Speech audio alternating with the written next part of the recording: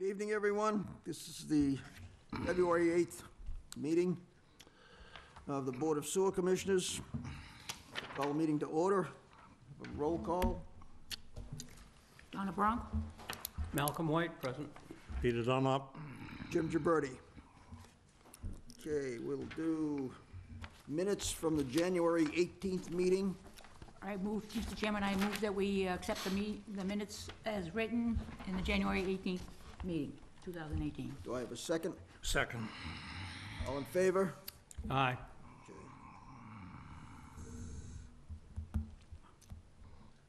Before we go off those, I've got just two questions for Mr. Campina. Have you heard anything more from Onset Water on what they were requesting? No, Onset Water is meeting with Wareham Water, I believe the 12th of the month, next week. No, I meant on their request to us to file a grant. No, I have no, as far as the grant goes, I've heard nothing. Okay. I'm waiting to hear on that. Okay, and, all right, Wareham, you said Wareham and Onset Water are meeting? 12th of February. Okay, and when are we gonna meet with them, or is that? As soon as they get done meeting, we're going to make a date for all commissioners All right. to sit and talk. Very good.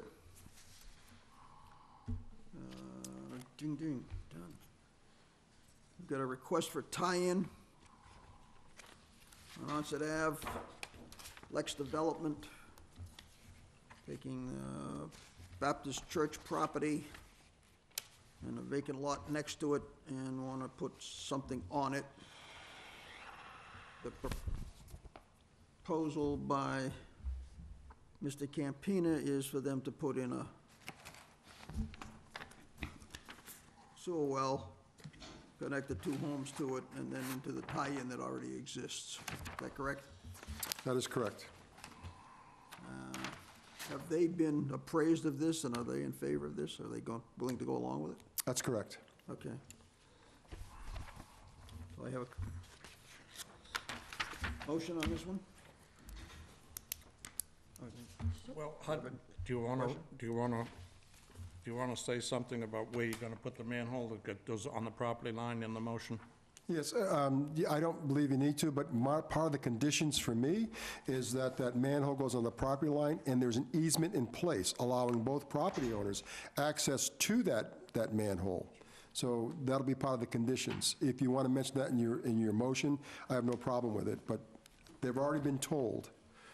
The builder's been told. And they agree to that? That is correct. They've agreed to it all. And in my letter of acceptance to them, that the board allowed them to tie in the second property, that'll be addressed in the letter, everything they've agreed to. That's the condition, that they put the manhole, that there's an easement in place, so there's access by both homeowners to that manhole, and that the homeowners are responsible for that manhole. That's all going to be in agreement. So if we make the motion according to the letter written by the superintendent, we accept this? I would say so. Does that cover it? Yep. All right.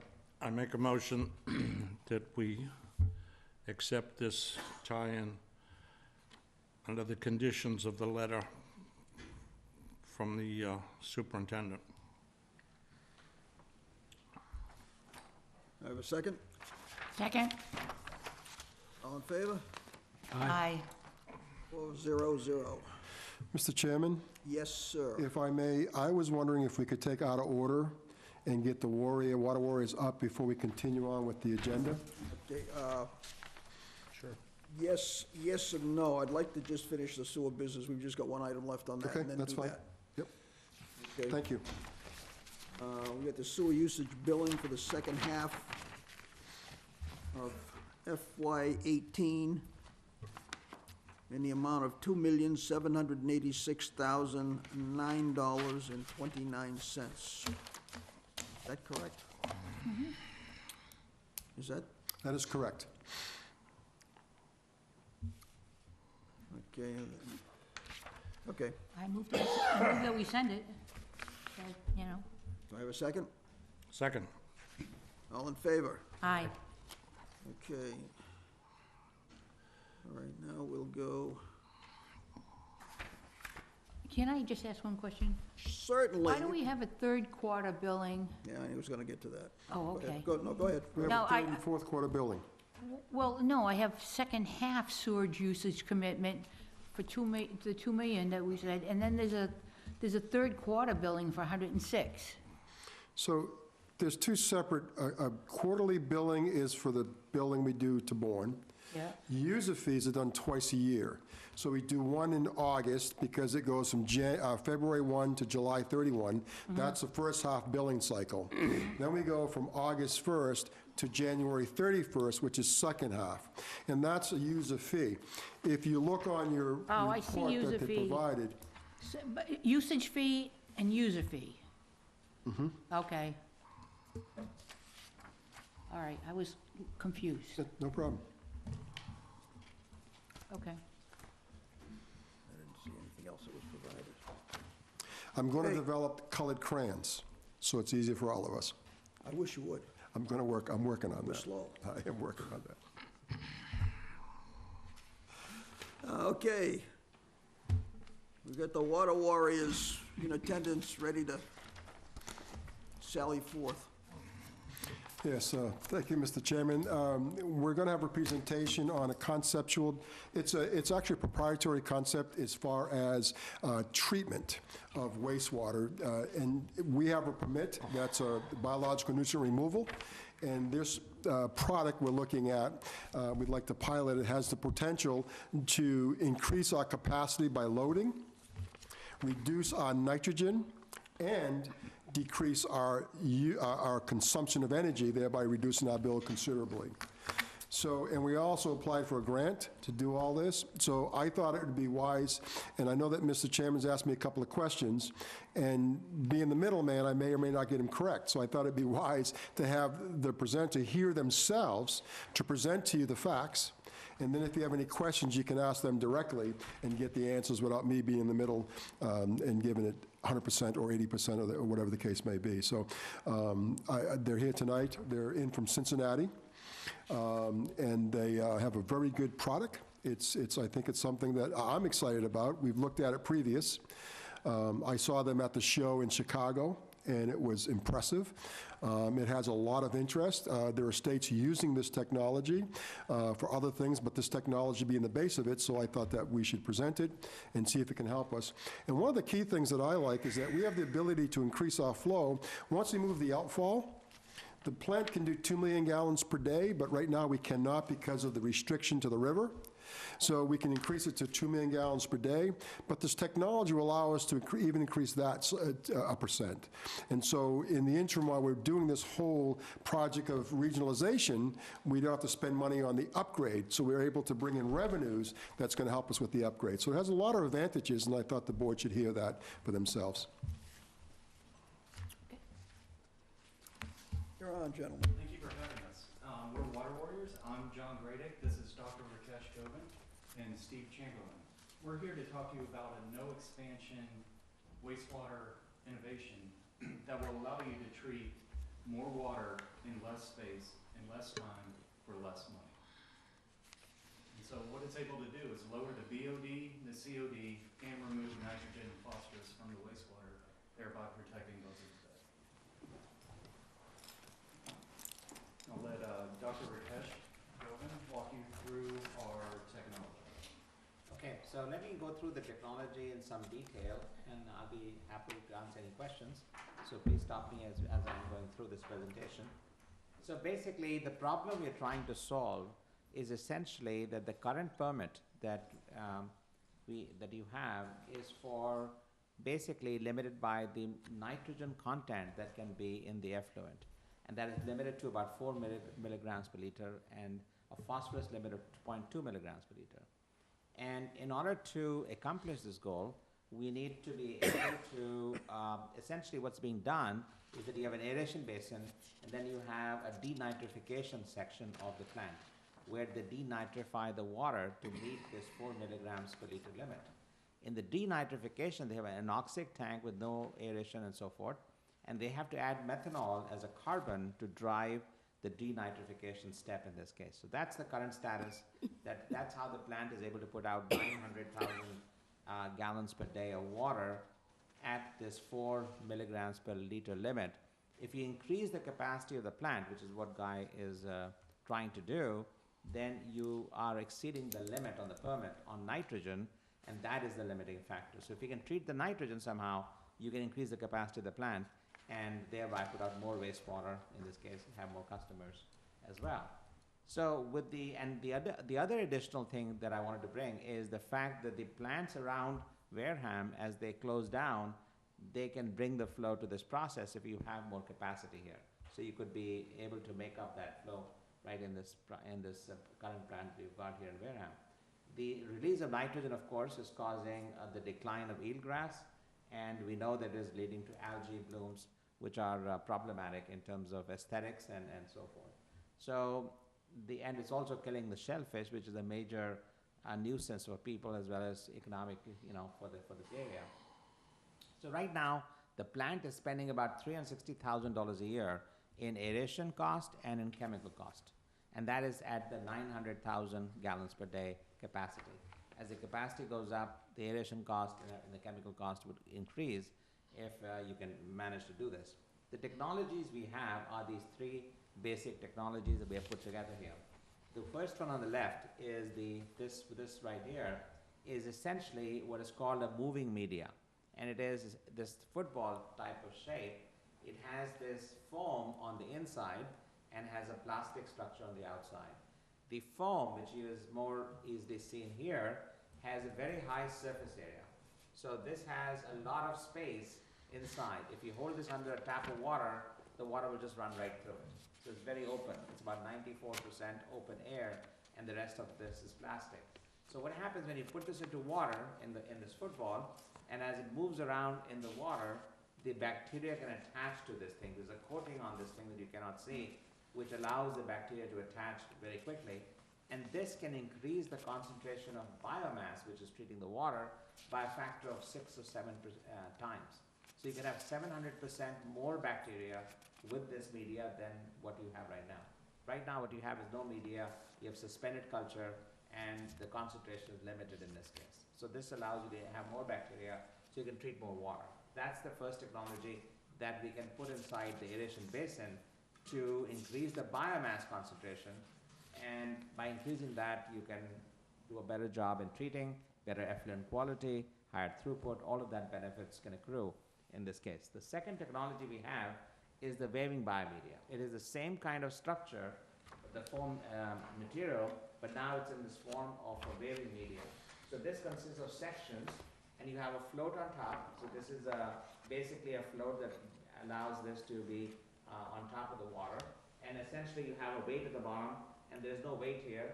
That's basically a heavy weight. So when you throw this into the, for example, in the equalization basin or into any basin, it just stands up like this and it waves around. So that's why we call it waving biomedia.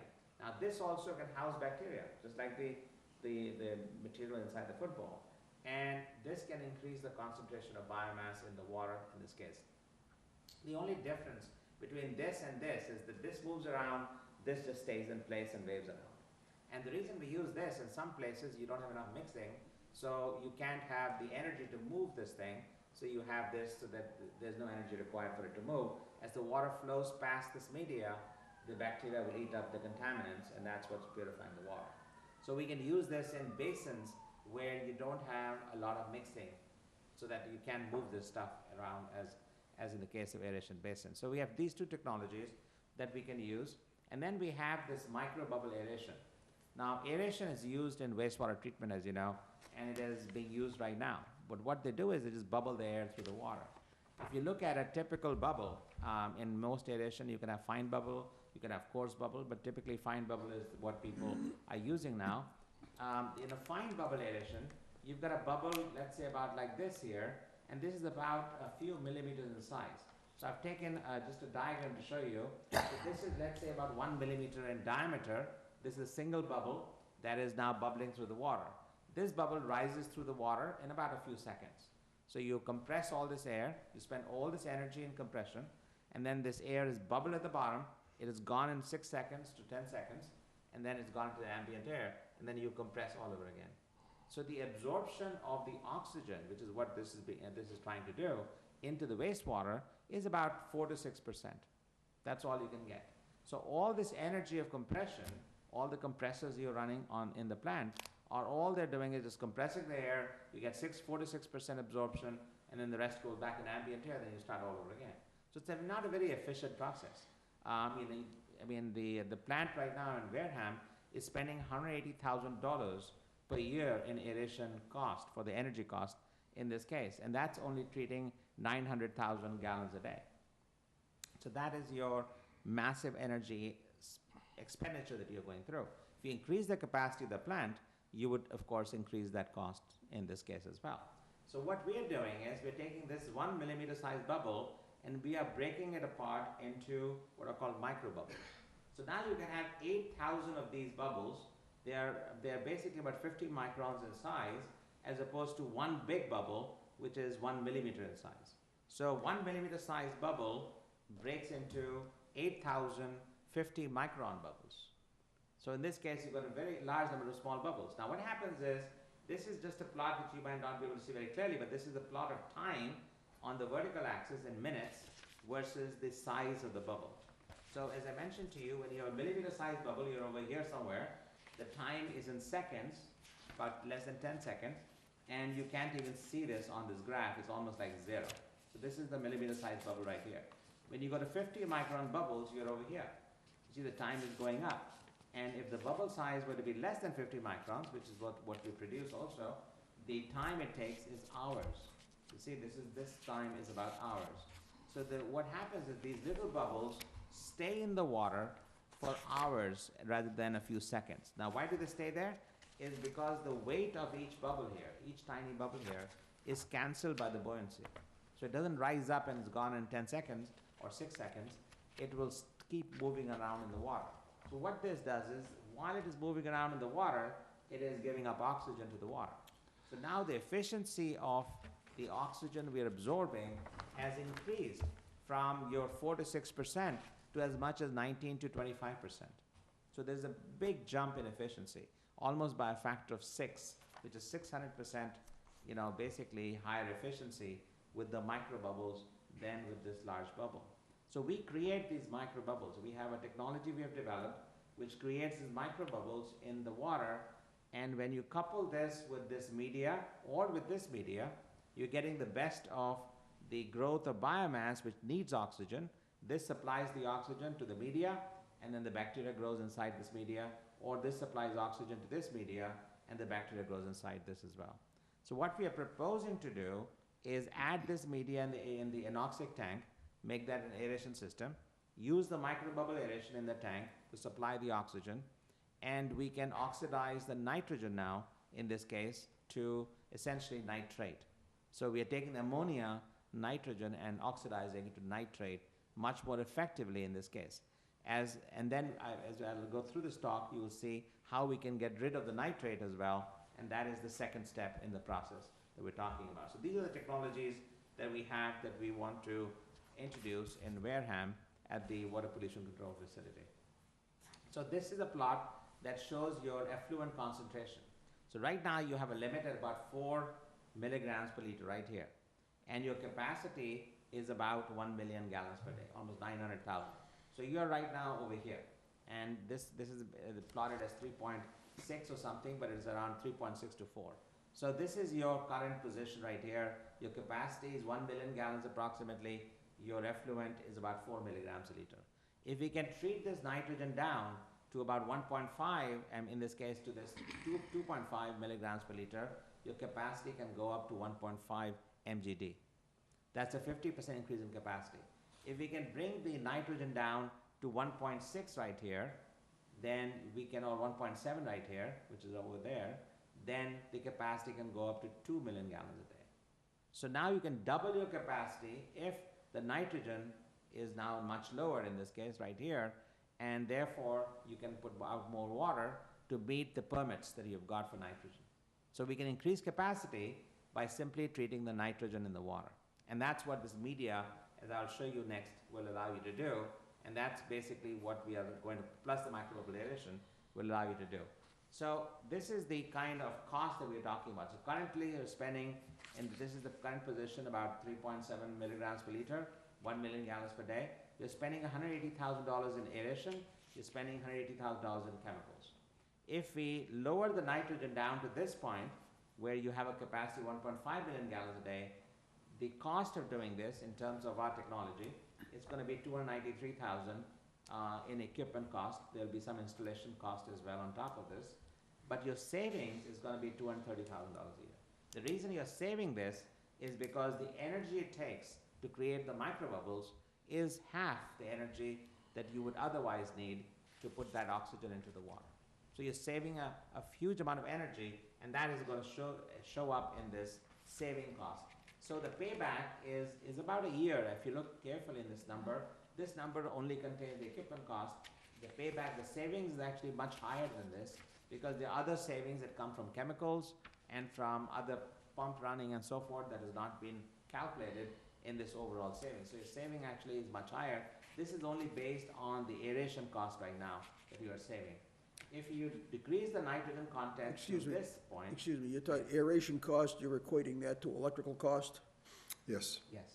Okay. Right. All right, I just noticed in one of your graphs in here, the price that you're quoting to Yes. show the reduction isn't reflective of what the electric rates really are.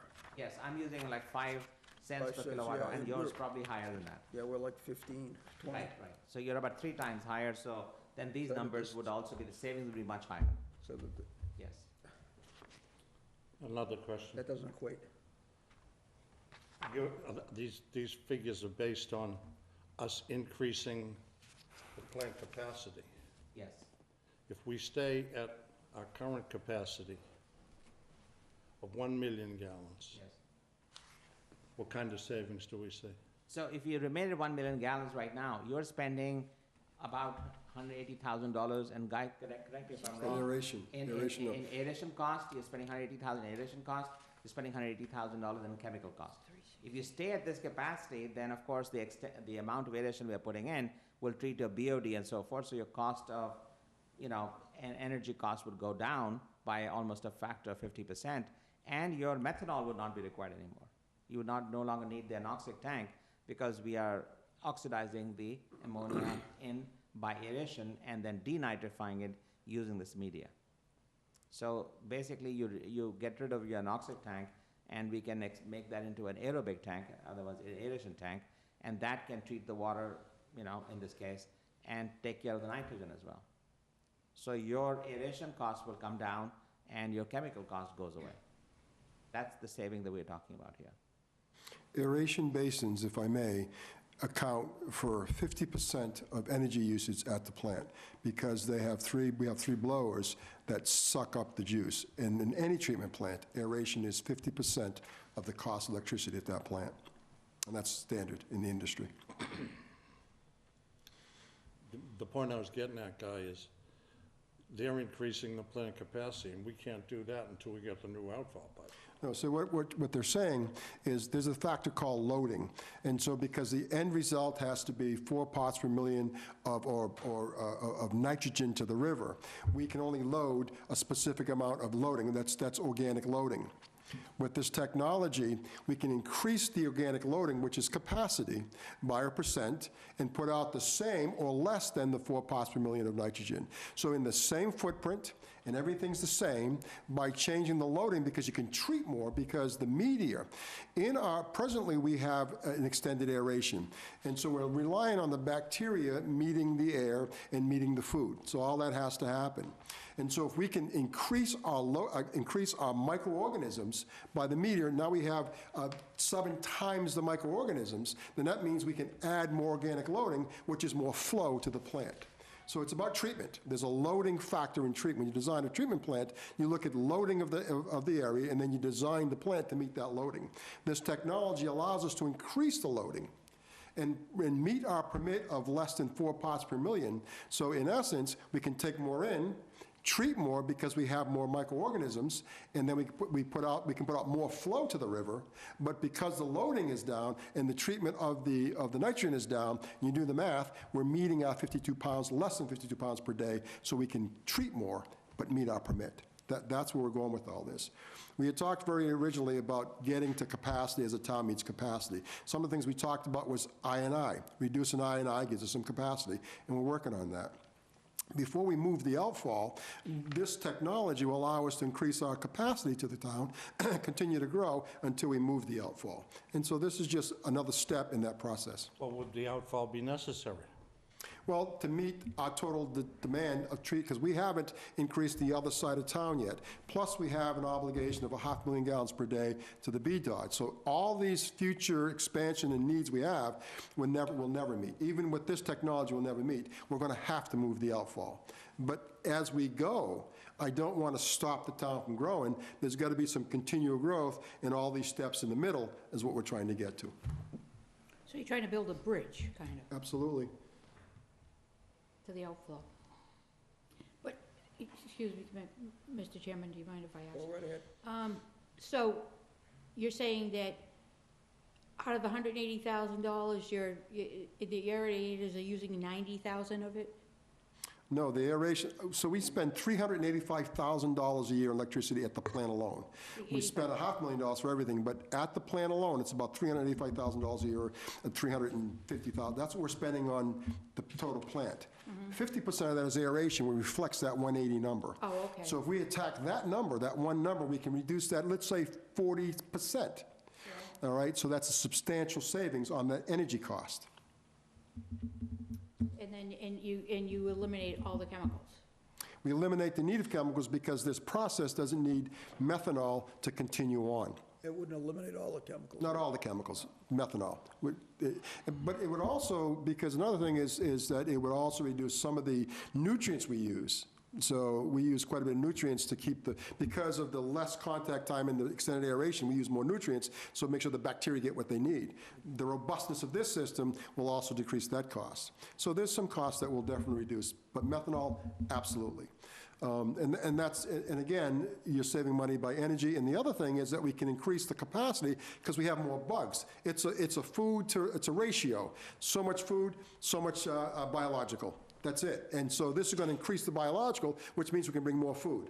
Because we try to balance, a half to 1 or 0.8 or whatever the ratio is. But as you increase one, you can increase, so we can load our capacity is growth. That's food coming in, that's product coming in. If we increase the microorganisms, then we can increase this number, so thereby increase our capacity. Because the end result is when it goes out to the river, the nutrients lower, and when you do the pounds formula, we can still meet our 52 pounds per day or our 4 milligrams per liter permit levels, but we can load more. If that's the case, does that mean because you always equate our permit to gallons, Yes. so that would mean that the gallonage that we would be able to pump out would be greater? Increases. Okay. Absolutely. And that would be covered under the permit, because the permit doesn't cover gallons, it only covers the, What the permit says, that presently, at 4 million gallons per liter, the most we can put out in that river is 1.5 million gallons per day. okay. 'Cause you do the math, so it's you do based on- 1.5 Based on the milligrams of Concentration, concentration of nitrogen per liter. yes. So they take the Okay, so concentration, if you drop the concentration down, you can increase your you flow. could- okay. Yeah. As long as we meet the concentration numbers, the 52 So that's pounds. the key, it's the concentration level, it's not the gallonage. It's not the gallons, concentration. The river can only take so many pounds per day I of got you. nitrogen. All right. That's it. It can't metabolize any more than that. That's what You are that's what I was correct. trying to- You are correct. Nicely done. I was getting lost there, and then tossing numbers around like it's a spaghetti factory. Any other questions? I'll come up with some more. So basically, we can increase the capacity of the plant. So this is the cost for this technology, and we are proposing to install it in the anoxic tank to make that an aeration basin. And this is the cost for the microbubble aeration. This is the cost for the moving media, which is this football media right here.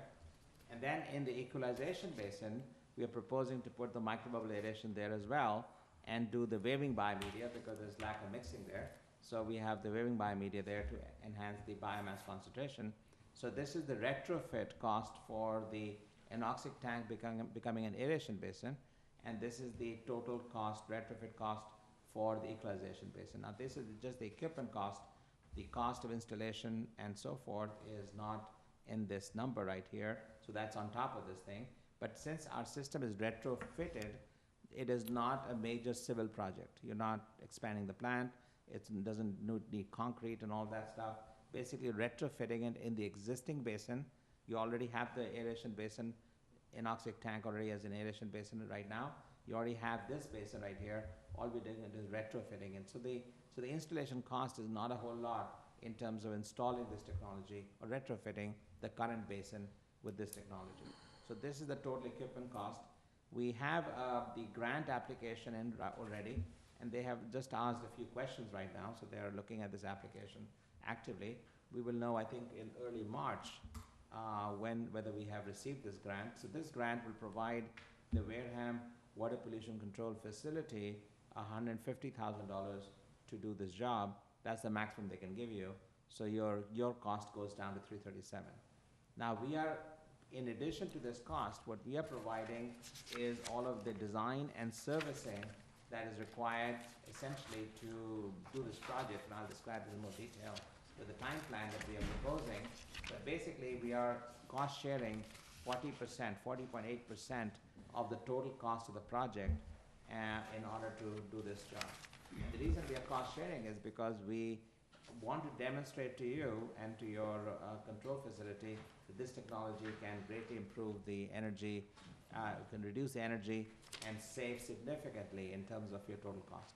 So we are basically throwing in our time and our design services in order to provide the drawings to retrofit your equalization basin and the anoxic tank with these technologies in this case. So that's about 40% cost sharing that we are doing in this case.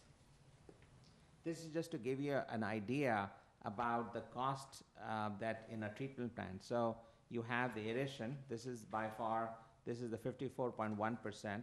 This is where the energy is going for the providing oxygen to the water, and we're going to reduce that by a significant amount, almost 50%. Then you have other costs. For example, you have the collection costs, you have the anaerobic digestion, if that is in this plant, and you have other costs.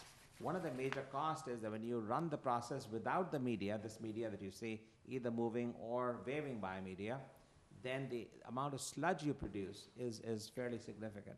So that sludge has to be dewatered, has to be landfilled. In this case, because the sludge stays on the media, the biomass, which is what I'm calling sludge kind of synonymously, the biomass stays on the media, it does not leave this media here, so your net sludge production goes down.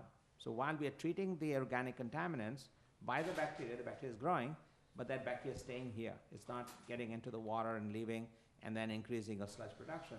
So there are savings on dewatering, the savings on landfilling, the savings on trucking. All of that savings are kind of on top of the aeration that we are getting savings from in the energy costs. Yeah, I'm slightly confused.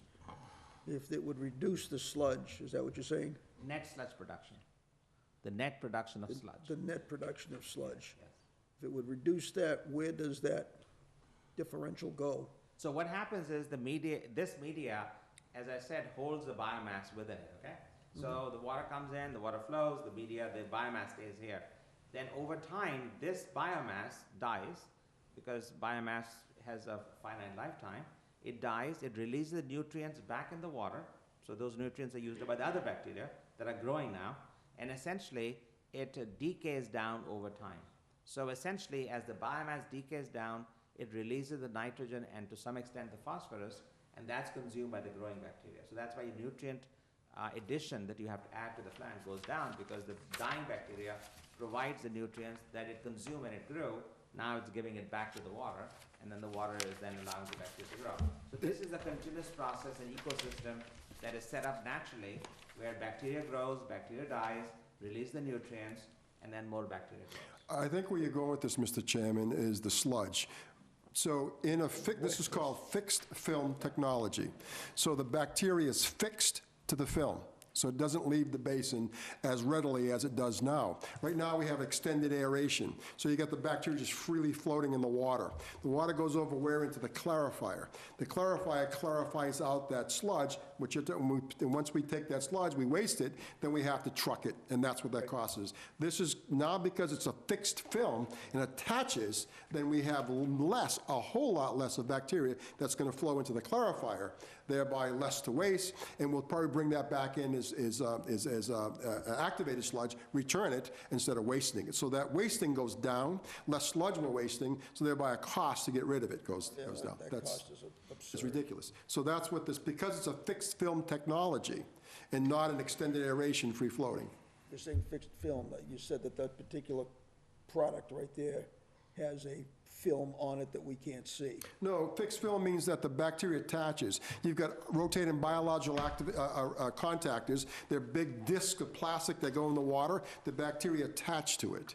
And you've got trickling filters, and they're just a bunch of plastic that the bacteria attaches to. And then the organics come through that, and the bacteria eats what they need to eat, and then the water continues on.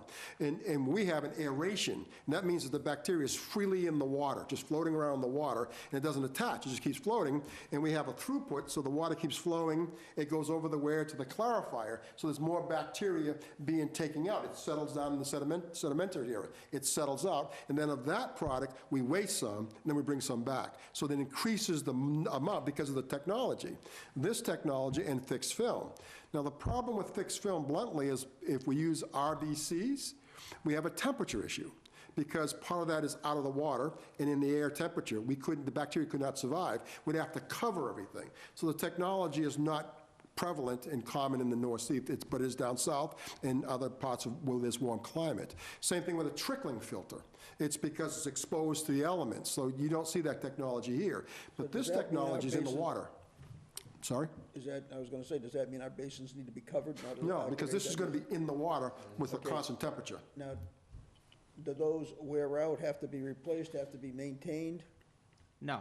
So basically, this is not consumed in the process. This is basically resistant to water. It is guaranteed for 10 years or more. Basically, it's not consumed by the bacteria. It's not affected by the water. So it is going to be there for a long, long time.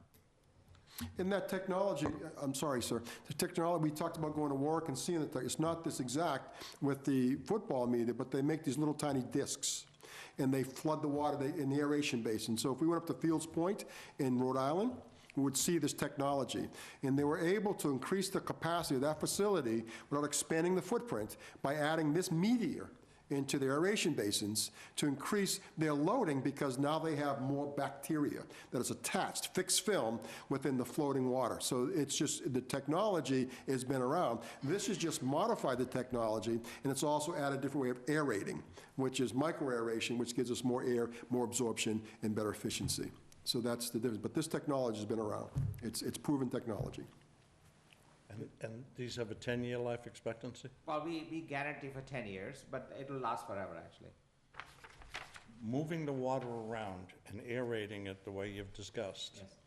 why doesn't the sludge attach to these and cover up the bacteria? The bacteria is the sludge. Bacteria is the sludge. They're one and the same. I'm using those two words synonymously, yeah. The But bacteria is the there's sludge. good sludge and bad sludge. Well, there is what we call sludge actually is, so that there is living bacteria and there's dead bacteria.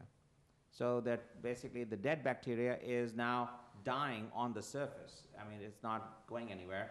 Typically, in what happens in a wastewater treatment plant, you have the bacteria grows. It can only go to a certain point, otherwise it settles down.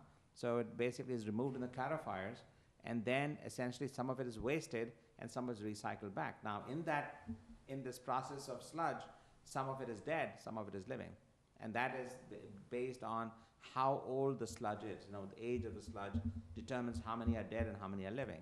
What you want to do is have biomass that is more living and less dead. That's the whole process. And that's how the age of the sludge is essentially determines that. So in this case, in the fixed film, the biomass grows and dies on the surface in the form of a film, which is covering up all of the insides here. The water's flowing through it, and that's how the bacteria is being. Because the bacteria doesn't have to leave, and your net sludge production is going down. You don't have to de-water, you don't have to landfill, the sludge, it goes down because it just stays right here. So the bacteria grows, dies, and it stays in one place. That's why it's called fixed film. And sludge is, another word for sludge is activated sludge, right? It's activated sludge. That means there's bacteria in it. So when you hear the word sludge, think of the bacteria. And in an aeration basin, as we presently have, that's all free-flowing within a tank. And so the bacteria just literally washes over. And that's why we have to keep returning it, because we got to keep a certain amount of bacteria to meet the demand of the solids coming into the facility. What this for technology is that now it's fixed. It's fixed, doesn't go anywhere. It stays there, so the water comes through, the bacteria is attached. And as the water comes through, the bacteria does its thing. The bacteria breaks down the organic matter. And then there's also higher life forms that eat the bacteria. So when the bacteria dies, or before it doesn't, it's eaten anyway. So that they're another reason to reduce the amount of sludge that flows over. I think when he says higher life forms, he's referring to us. Is that what he is? Well, to some of us, yeah, high life, some of us. But usually it's single-cell amoebas, single-cell protozoa, it's usually single-cell, but yes, even all the way up to worms. Yeah, so yeah, and nematodes, but yes, it's a little higher, and they eat the bacteria. Okay, go ahead. Okay, so basically, the benefits that are accruing from this technology application in this case is that this technology is very simple to install. It has basically minimal moving parts. The only moving part is a pump. That's all you got to pump the water in this case. The proposed design moves both air and water, so it increases the mixing in the system. The technologies can be retrofitted, which is the main gain here. You're not really adding more tanks and adding more concrete and so forth. It can be retrofitted with no additional space requirements. The microbubble aeration delivers a much higher oxygen transfer rate than you get with conventional other aeration methods that use millimeter-sized bubbles. It increases the pH because it removes the carbon dioxide that has been produced here. The media also does nitrification. It also does denitrification. So let me show you how it does the denitrification. Do we have this slide here?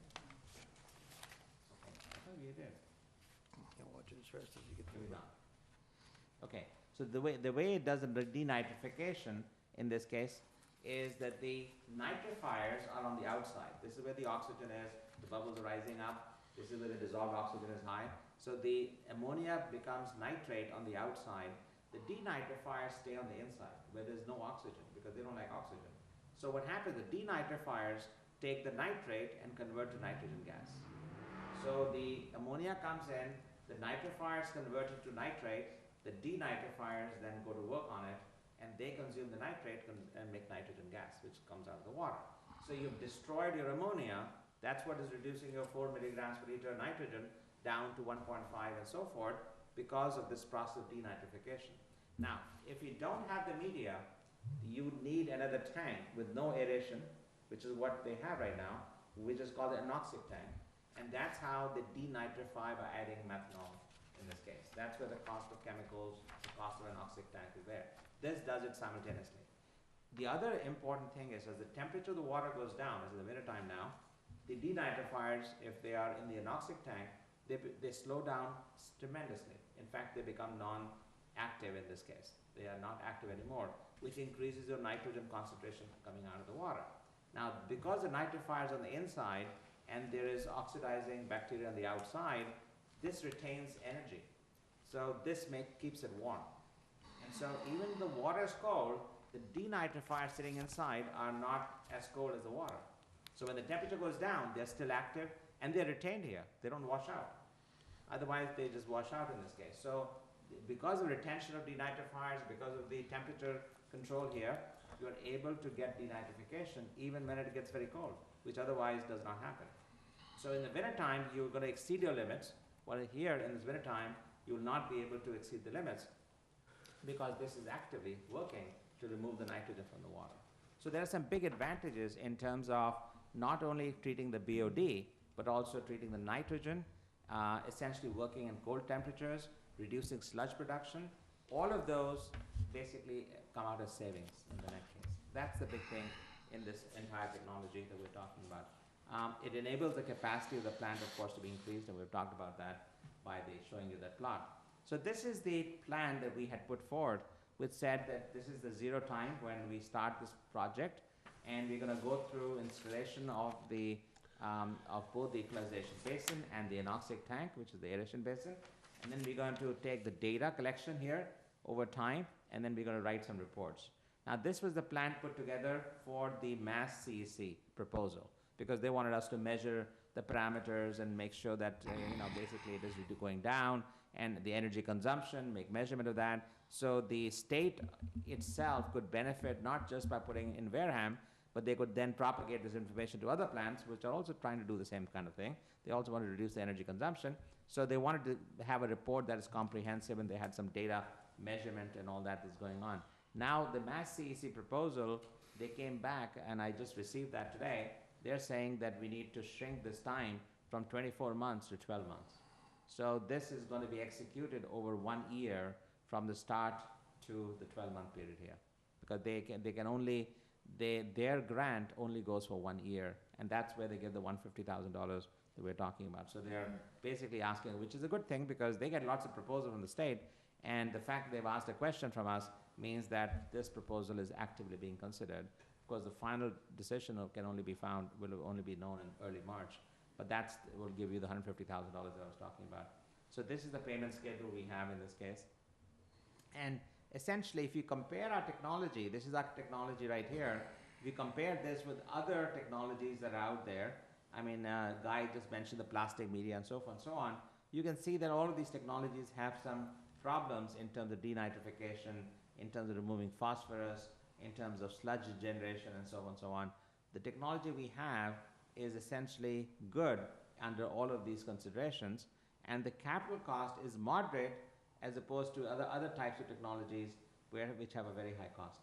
So because we are retrofitting it, we don't have a high installation cost, we don't have a high cost of equipment itself, so we are basically delivering a fairly efficient system that can do all of these things into the denitrification, removal of phosphorus, the BOD, of course, it removes. The space requirement is very low because we're not adding more space here. The sludge generation becomes low. The capital cost is moderate. The operating cost goes down because of energy consumption goes down. So all maintenance cost goes down. So all of these benefits accrue from applying these technologies in this case. Can I ask? That's pretty much all we have. Go ahead, Donna. Do you have your product in any other places in Massachusetts? Yeah, not in the state. We have this product, for example, in a lagoon for a chemical company, and that is in That's in Virginia. Mm-hmm. And then we have put this biomedia. I have another company, which is not this company, Water Warriors. It's a different company, which is marketing what are called advanced septic tanks. So these are going behind houses to take the nitrogen out of the water so that you don't have the contamination that you have otherwise from the septic tanks that are all over the place. So you sell something that goes behind houses as well for Yes, septic yes, system? a different company. So that's not this Water Water is another company that I created, which does that. And what it does, it uses all these technologies, the technologies that I sort of started talking about, which is these three technologies. Right. It uses this media, it uses microbubble aeration, it uses the waving biomedia, and it is all in one tank. So it's a septic tank. If you look at it from the outside, it looks like a septic tank, but it is an advanced septic tank. It uses very little energy, has no blowers, use the pumps like we are using here. It implements all of these technologies in a septic tank, and what this tank does is it treats the water so that no nitrogen comes out, no BOD comes out, the water is clear, the water is disinfected, and we are encouraging homeowners to use the water on their lawn and for their plants outside. So that saves them water, it recycles the water back, and it also prevents the nitrogen from going into the lakes and Buzzard Bay and every other area. This is a massive problem, not just in this area, but all over the country, because those are leading to algae blooms and it's creating havoc in terms of the habitats. So we are in the process of now, in fact, we just met with George Hausfelder, who runs the testing facility for the National Sanitation Foundation. And I met with him this morning, talked about the septic tank. So we'll be sending our technology, the tank in this case, for testing, which will take about 6 months of time under the national NSF guidelines. And then we will be able to introduce that technology in this state. Because we've got a lot of septic systems too. That's, Lot. to your point, that's exciting Yeah. technology, because some of the areas you just can't bring sewer to. No. And if it's you- going to help out. And this technology, what impressed me, is that I believe the state is in the Midwest, Kentucky, or whatever, this technology in the septic tanks, they allow them to discharge directly to the river. That's how clean it's getting. So and that technology is applying to wastewater. So it's very diverse, but we're looking at that, and I'm They're gonna excited. keep us in the loop for that product, because, yes. I We're mean, excited. you can even make it a requirement when somebody gets a building permit, for God's sakes. And the cost for that septic system, Yeah. you attach it to, it's not outlandish, and I don't know the exact cost, but it's not going to be that huge number and backbreaker. And the other thing about that septic technology is it communicates. You can have it communicate with the Board of Health or communicate with a treatment plant, so therefore, the owner doesn't have to spend money on someone coming out 3 to 4 times a year, especially when it's new, and do the Nitrate testing. things that we have now. That's right. So you're going to reduce, that goes away. So the technology, and I'm excited, and I said to him when I first met him, I'm excited about the septic. Yeah, I me should too. be more excited about the treatment plant. Yeah, I know, But but- I am as excited and more excited about the septic. I So the am too. technology is huge. It's huge. So right now, we are approved to market that tank in the state of Kentucky for surface discharge. So we are installing them around lakes and reservoirs where otherwise the septic tank was just leaking out nitrogen and BOD water into the lake, leading to algae blooms, So Sounds the like state of Glen Kentucky Charlie has Road. approved it. I'm sorry? Like on Charlie Road, because Glen that's all Charlie Road. ponds. And so within 6 months, now that he's in the state of Massachusetts, going through their program, Yeah. in about 6 months, that he'll get what they call approval, and it'll be some testing continuing, but he'll be approved to install it in Massachusetts, which to me is exciting also. Right, and then if you look at the cost point of view, if you look at the current technology that is trying to remove nitrogen, they're saying about $40,000 to $60,000 per house, which a lot of homeowners cannot afford. We sell this tank lock, stock, and barrel in the state of Kentucky right now for $13,000. It is installed for $4,000 to $5,000. So under $20,000, you have an advanced septic tank that will communicate with you. You don't need to look at the tank and see whether it's running or not. And it is all in at under $20,000 for the homeowner, which is very attractive as opposed to the $40,000, $50,000, $60,000 which homeowners have to pay in order to meet the nitrogen and the BOD and so forth. So it's a technology which is very advanced. It is it has a lot of benefits to it and so forth. And we encourage people to then use the water Right. in their lawns and that The kind of lawns, thing. yeah. So that's the big, and the reason we build this communication capability is because we believe that the future of wastewater is not centralized treatment, running big plants and so forth, the sewer lines and all that, because sewer lines are very expensive to maintain, as you know. So instead of doing that, we are talking of decentralized systems like these sitting behind the house, but not just knowing what it is doing, but it can communicate the results to Guy, saying, okay, between John's house, the pump has failed. Guy will then send a guy to replace that, and of course, they will pay his facility to sort of maintain his tank, which is Right. behind the house. So he doesn't have to look whether it's running or not. He will know that that pump has failed. And so if you have 1 million of these tanks operating, what I foresee in the future is his facility has a board with 1,000 lights or 1 million lights on it, and it says, okay, on this street, that pump has failed, and then that goes to repair, and all these people are paying him a yearly fee to manage that system. So that way you have accountability. Right now what happens is, you install a tank, the tank doesn't work after some time, or it fails, homeowner doesn't know, and now everything is leaking out. You don't know until they come and check it again. And That's right. checking is very expensive because you have That's to go right. home to home. I know. Physically go. Now the problem is, you don't have to go there, you only go when you see a red light on the panel. That is the main advancement that we are making here. And there's no more leach field. And there's no leach field You required. know, in Kentucky, it's a lot of limestone, which, is similar to sand, so you don't really have an opportunity for a leach field. Right. I mean, basically, we have lakes in Kentucky, beautiful lakes, where they could not sell the lots because what to do about septic, Right. And septic tanks were no longer allowed there. So we came in, we are now selling those tanks to all those homeowners, and they are on half-acre lots. There's no leach field now. They just go directly into the lake, but the water that goes in is clear, disinfected, and it is basically has very low BOD and no nitrogen.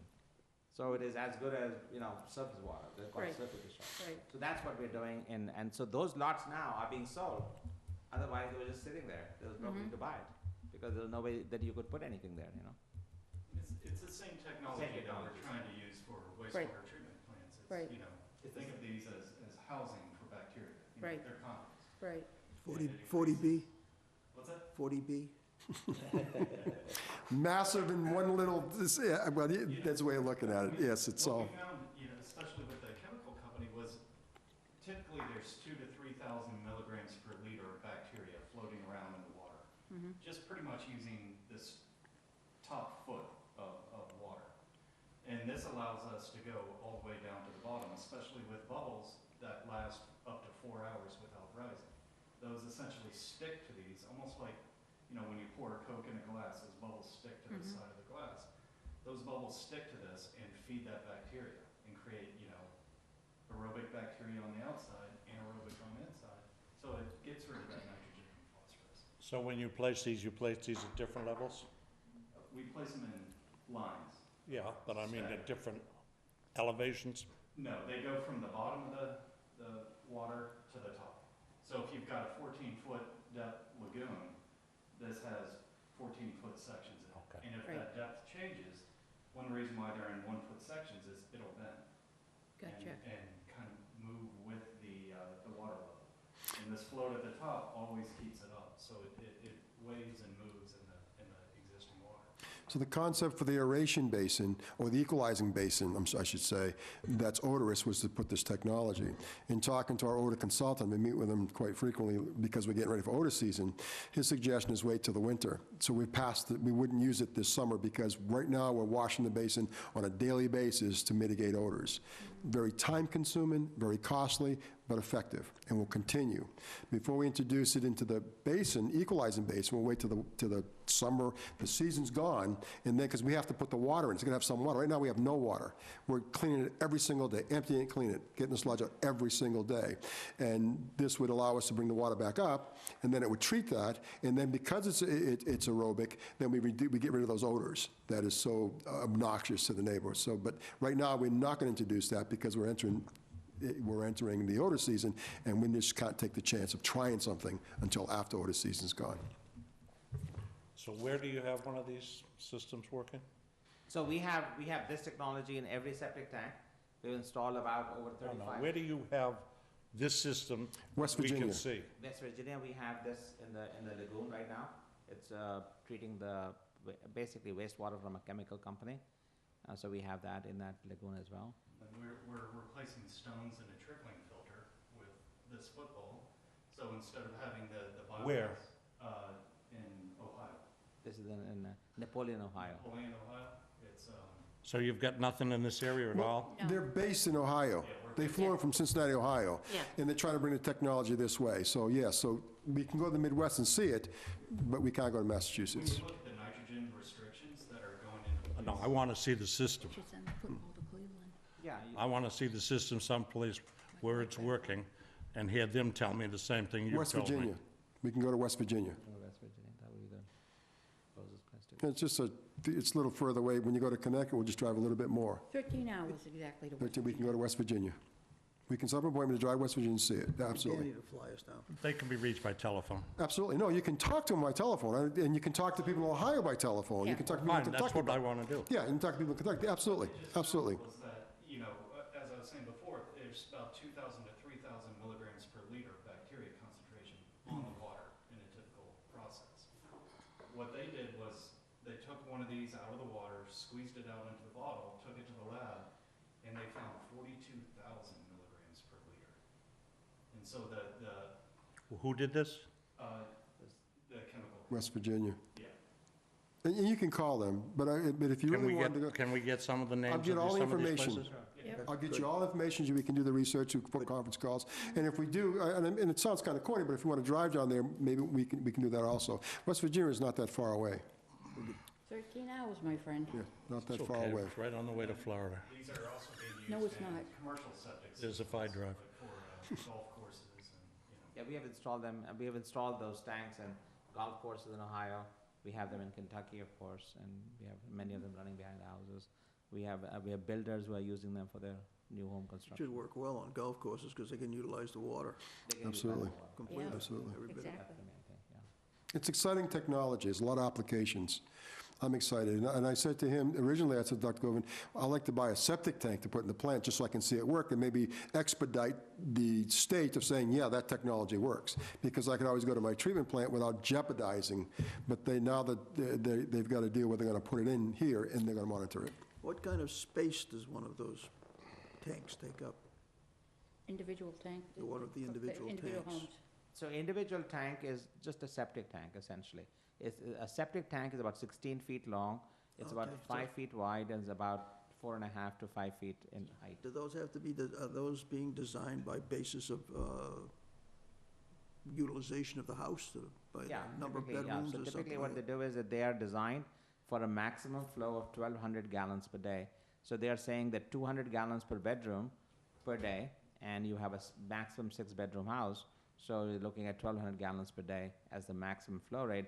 Typical flow rates, for example, like when they do the NSF testing, it's about 600 gallons a day in reality. So most homes are like 3 bedrooms, so you have a 600 gallons per day water coming out, and that's a typical flow rate that you're doing. So these are typical septic tanks. I mean, Okay. all we've done is taken a septic tank, Septic which tank is and stuck in the commercially, ground. and just put all the technology inside, all this technology inside the tank itself. Okay, now, does that have an exposed portion above ground? Now, the only thing you see is the manways on Oh, I top. see, okay, So there are 3 manways, they are at the level of the ground, and this Okay. tank is below the ground. gotcha.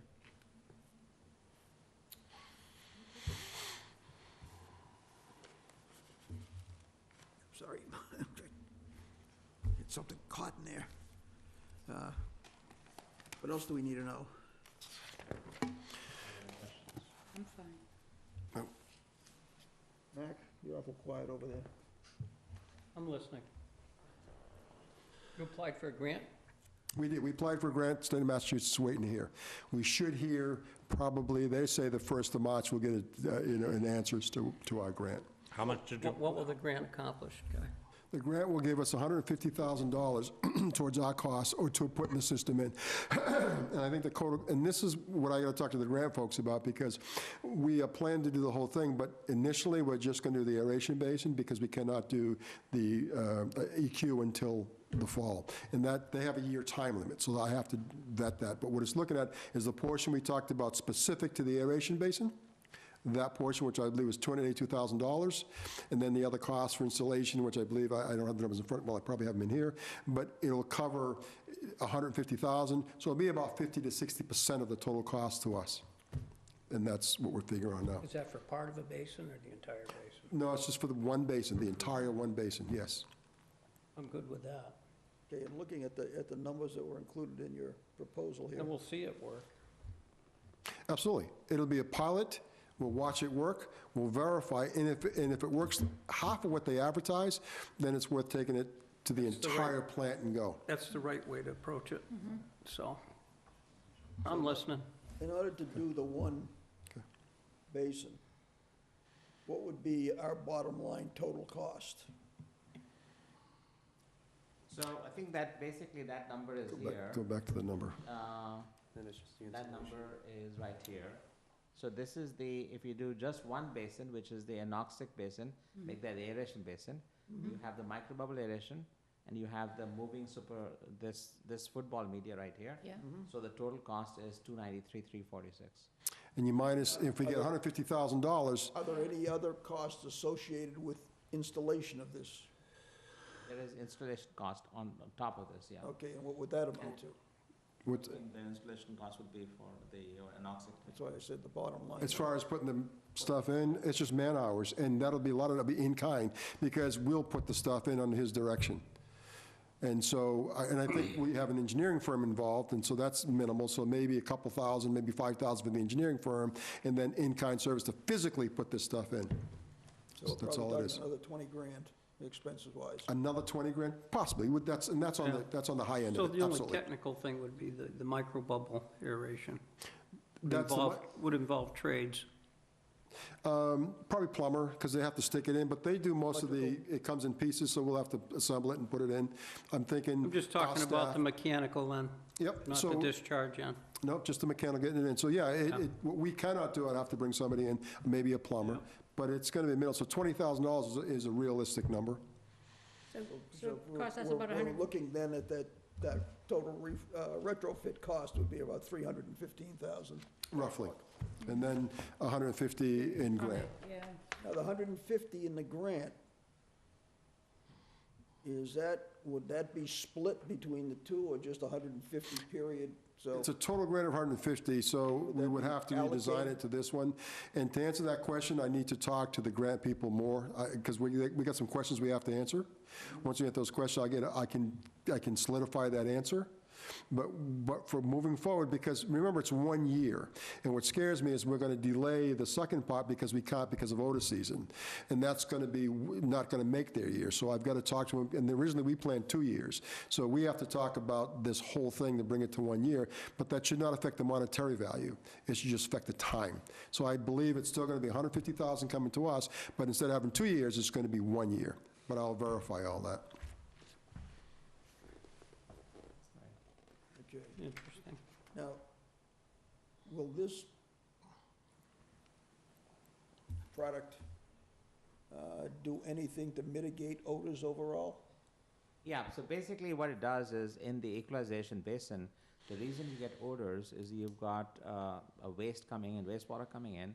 It is now sitting there, and lack of oxygen from the atmosphere leads to the growth of bacteria at the bottom that creates hydrogen sulfide and other odors. That's the reason why the odors are there. If you allow that basin to fill up with water, and we put this media in there, and we have the microbubble aeration there, now the water has oxygen in it. It prevents the growth of the bacteria that releases H2S, and you wouldn't have any odors coming out. For example, in the aeration basin, you don't have any odors coming out there at all. But in this standing water, which is basically wastewater, it allows the settling of the solids, so that that sludge becomes anoxic, and then it starts giving off all of these odors that are problematic in terms of neighbors. And to handle that now is we have to clean it every single day. We got to empty that tank every day, wash it down every day, get rid of the solids, and we do that every morning from 7:30 to about 10:30. So it's labor intense, every single day, 7 days a week during odor season. You know, you see some of the bills. How's it set up for aeration? Are there manifolds that run up and down the lagoon, or? Yeah, there's spotted? manifolds, but everything's above ground. The actual, it's a pump, and so it takes the water out, runs it through an aerator, which is like a Venturi, and then it puts it back in, and you put like piping down a nozzle. So there'll be a manifold to run this, and then it shoots straight down. Dr. Garvin could be more specific, but generally speaking, it's just a pump, pulls the water out, puts it through an aeration, a Venturi, entrains tremendous amount of air in that, creates this micro bubbles, shoots it down from the top, not the bottom, shoots it down for complete aeration, and then the bubbles settle, and they slowly rise, and they're doing their Doing it job. by mixing guy, there's no compressed air. No compressed None air, of that. it's none of that, none of that. So your cost of electricity is tremendously reduced, because now you're running a pump opposed to 3 blowers. And the blowers are maintenance intensive, and the efficiency is not very high. And most of the time, the aeration is done by the sparging elements that are sitting at the bottom of the tank. So they are fixed in place, they're at the bottom of the tank, the sludge is settling down on top of them, they get fouled very easily, then you have to scrub them clean in order to maintain the efficiency.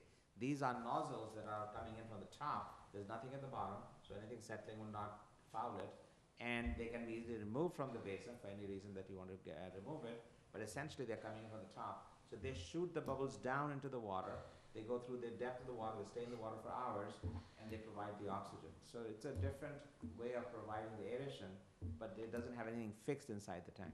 It doesn't have anything like a sparging, where your pipes and so forth and so on, and they have to be cleaned.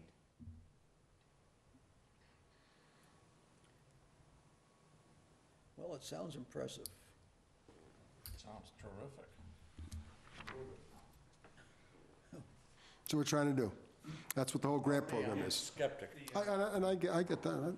It's not a bad thing. We have an affiliation with WEF, the Water Environment Federation, and this project is in the innovation group, the LIFT, Leaders in Innovation, Form, and Technology, and they're going to send people out to independently test all the results and then publish them to every municipality. And that's part of the agreement. Have they done any testing and publications yet? LIFT, or for this project? No, we applied for this specific they do that yearly and kind of. Yes. We're part of that organization. And what I can say about this specific technology is LIFT's engineers and technical people, the doctors and other people have looked at it and they're impressed by it. Now they said, if you put this in your facility, we will monitor it. We will make sure that it happens, and so they'll give us assistance, and that's another whole group of assistants I haven't even talked about, but they will come in and assist us in making sure it works.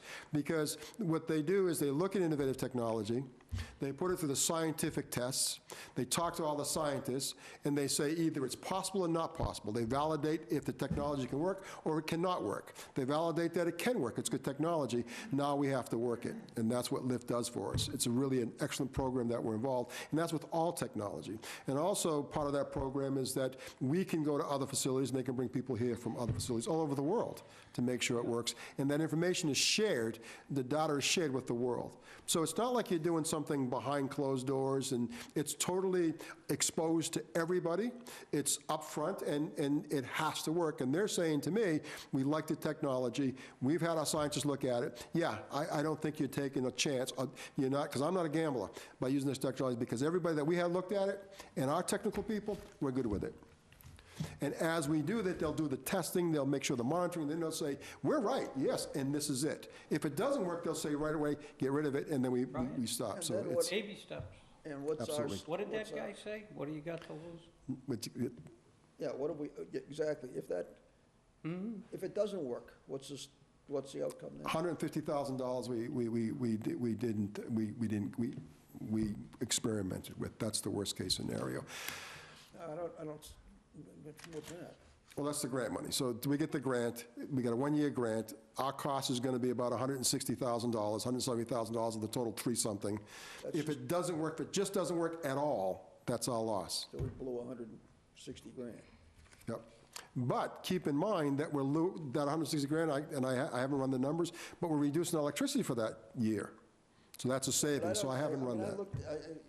From what's presented in here on what the savings are, I thought it's a bogus number. It doesn't apply. Well, the to us. numbers, yeah, the numbers we use, all. that's right, but the numbers, close. it's proportional. So they use a nickel, we're using 15 cents. But So- they use an actual from here. I'm sorry? Yeah, they're using the actual that you gave them of 360,000 and saying. Of our number, that's Yeah. that's our cost. I understand that, Guy. But they're projecting their savings or the cost of operation of their unit at a fictitious number per kilowatt hour, which makes it look like I they're understand. saving money, which we aren't. What I'm saying to you is that the technology, we know that 50%. We're not talking about the technology No, right we're now. I'm just talking talking about. about what is shown in their proposal to us, which is inaccurate. Because they didn't use our numbers for the Correct. proposal. I get it. But I no, they also did. know. They used half of our numbers. But what I'm saying to you is that the numbers, Totally incorrect. no, we only use half because aeration is half. Use the aeration numbers for cost, our cost. We know what ours is. We know it's No, we do, we know it's about $180,000. So let me explain about the. So you used 180. Yeah, let me explain the numbers just so that you have a clear understanding. So basically, the way the savings was calculated was we took this number, basically your 5 cents per kilowatt hour for the current process, and said, if you increase the capacity from 1 to 1.5 to 2 million gallons, how much you're going to spend in aeration based on 5 cents per kilowatt hour. We use the same number for the amount of energy that we are using. We're using 5 cents per kilowatt. So let's say the cost of electricity is not 5, it's 15. So then in that case, your cost is going to go up, our cost will go up. The savings is the difference between the two. So it's a proportional number. It doesn't really, it's not in terms of, this number is not going to change because all you're doing is increasing both the numbers by the same proportion. So whether I use 5 or 10 or 15, it doesn't Yeah. make a difference. Both numbers are going to go up by the same amount. It's just the kilowatt hours is half, and that's the saving you're seeing. So whether you're seeing at 5 cents or 15 cents, Well, you it's see, I guess what I'm concerned about is when you start using the things, the numbers in here, you're using a 160,000 or whatever it was. What page was that on? I'm sure it can be, we can play these numbers any way, shape, or form, but You're using 360,000 as current costs, Yes, and the yearly aeration electrical cost at 5 cents a kilowatt hour, which is showing 59,000 on this one, yes. you know, which So let's say, makes you think right. that you're saving $250,000, which you aren't. But you're not. No. Not even So, close. Yeah, but no, let me explain that. So basically, let's say that instead of 5 cents, the cost was 15 cents, which is what you're paying. So now the $59,000, instead of 59,000, 180. will become 3 times that, okay? Which is So 180,000, 180,000. yeah. But then your cost, which is the other number that I'm subtracting from, will also go up by a factor. No, it wouldn't. of 3. Yeah, because your cost is being projected based on the 5 cents per kilowatt hour. No, What that- are our costs this based on cost, actual? from what you're telling, or what Guy's telling me, and what you're telling me, and what this is telling me, Yes. is that 360,000 is what we're doing right now. Yeah, but We're doing we're doing about 360,000 for total cost of I electricity. understand that. 50% is for the aeration only, 180. 180. Right. right. But what we are saying, so look at this graph here. What we are saying is, so yeah, this is the current cost that he's paying, and that is the real cost, okay? Now what we are saying is when you go from 1 to 1.5 million gallons per day, the extra cost of aeration from here to here, because you need to aerate this water now, this 500,000 gallon cost of water, we're saying at 5 cents per kilowatt hour is going to be so much money. If you use our system, it's going to be a certain amount of money at the same 5 cents. So let's say it is not 5 cents, 15 cents. So your cost is going to go up by factor of 3. Our cost will go by a factor of 3. The difference is what we are talking about here. And that'll go up by a factor of 3 Yeah. because it's all proportionate. So it's all proportional. So really, we're not just using 5 cents for ourselves or for you. What we are saying is, because we are projecting this cost. Remember, this is what he's paying today. We're not looking at this number. We're looking at the number over here. And they're looking at the number over here. This projection from 1 to 2, this aeration cost is going to go up by the 15 cents per kilowatt hour in your case, and it's going to go up in our case by the same amount. The difference is what the savings is here. So difference doesn't change whether you use 5 cents or 15 cents, because the kilowatt hours is the same. It's just a proportional. I understand that. That's what I'm saying. That's basic math. I understand that. Right. What we're not comparing is kilowatt hour usage. No, I'm just comparing. We're I'm gonna just multiplying compare the number. kilowatt hour usage. That gives us a viable Yes, dollar figure to compare Yes. costs. yes. This does not. No, this is an example. It's not It's not a reality, it's an example. It absolutely isn't reality. Well, I understand that, but the proportionally, It's not even- it gives you an example It of doesn't even give you proportionate. that. It does, It does. it does, Oh, Does. well, If you use it proportionally, it does. it does, explains it. okay.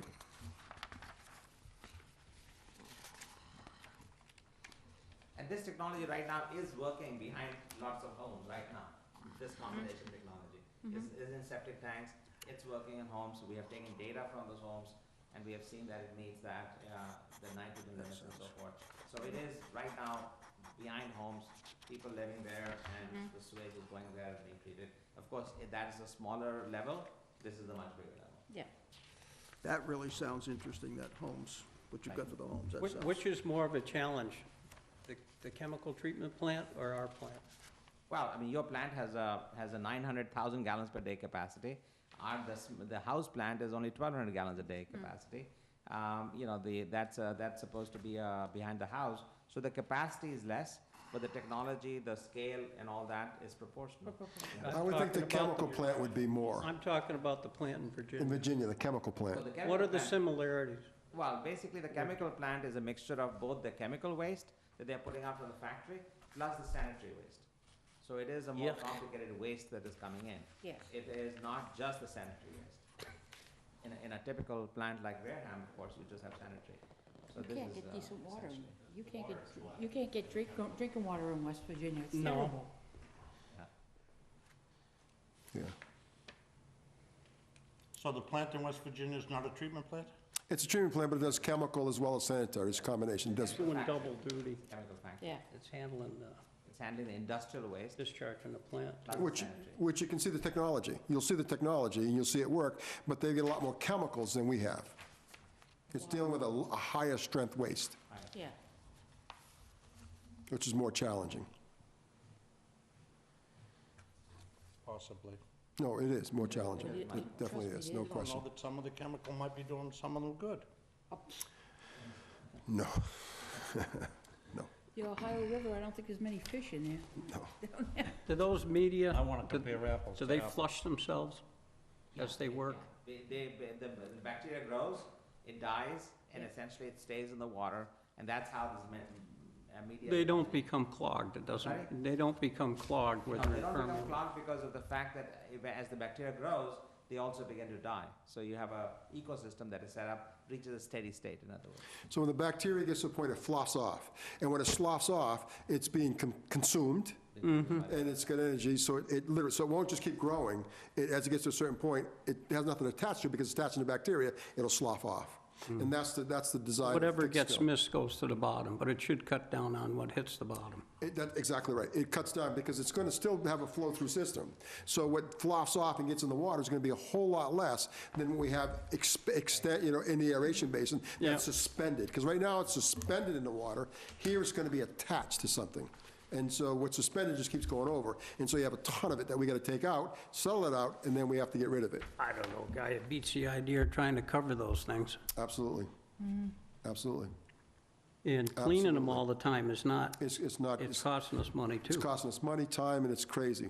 Time. And so. Who's but- got time?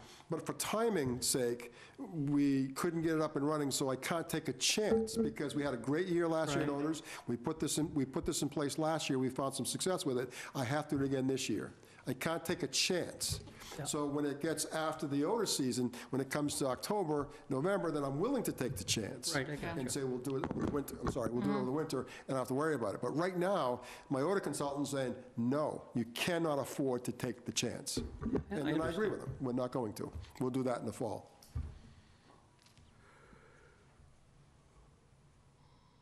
Yep. Okay. Anybody have any other? No. I'd like to see it work. Gentlemen, do you have anything more to throw at us or questions for us?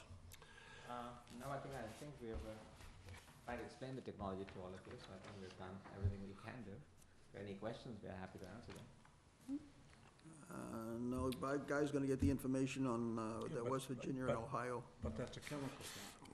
I want something closer to what we've Well, it's doing double duty there, is what he said. The I principle want would to be the same. compare apples to apples. So you can compare the septic tanks to us, because now it's just size. So you got the same technology because it's sewer, and it's got greater strength, so it's sewer. So you can compare what's happening there, you get all the numbers and all that, and contact numbers, and we'll even get numbers to call the Jesus, state. nobody did a YouTube on the septic tank working? Is there, I haven't done a YouTube, but let me give you the website. You ought to get something out No, there. let me give you the website. You can go and there is a lot of information there. It's www.nextgenseptic. It's one word. NEXTGENSCPTIC. Nextgenseptic.com. That'd be fine Now, to put the- in complexes and. Just out of curiosity, Goes to us. nothing to do with what, but on your home units, those aren't authorized for Massachusetts yet. You can't sell them here or do anything with No, we those. cannot sell them here because the state has to, the Division of Water in the state has to approve it. I see. And once we get NSF, then that approval process is kind of done. So that's and why they're we- in that process, so we're thinking, he guesstimates about 6 months, that process will take place, and then at that point, they become available. So 6 months from now, we will be selling here. Okay, but then they'd have to go through the individual boards of health on whether or not they'd be accepted. No. No, they're gonna be They would. approved. No, they'll be approved. Once it's state approved, right? It's approved. Okay. Yeah. It's in the book. And then it's available. And to me, that's exciting because we have a lot of places we're not going to get to in sewer. And when they no, build a it's new true. development. So here's the beauty of that. Then we can reduce the nitrogen, and it limits, it actually takes the taxation off of us. Like, as an example, my mind's always working, but so when we get this proposal for a 40B, I don't care what it is, we can say to them, there's technology to meet the numbers of what we require in our watershed area, and it has a reasonable cost. So that's an alternative. We can say, look at this alternative, because I can't give you the capacity you want, but there is something available that meets all needs. And that's, to me, it's exciting to be able to say that, because When you carry that a step further from what he said earlier, You see that board in there that just lights up with We can see where everything. everybody's got, you know, where they are, what they are, if they are. And to take it a step further, That becomes your different kind of EDU. absolutely. And so my thought, taking it even a step further than that, is that the sewer department owns all sewer, septic in people's yards, the treatment plant, everything. And so as systems fail in sewer, and they pay an annual fee, we own that sewer system, that septic tank. When it fails, we put this in.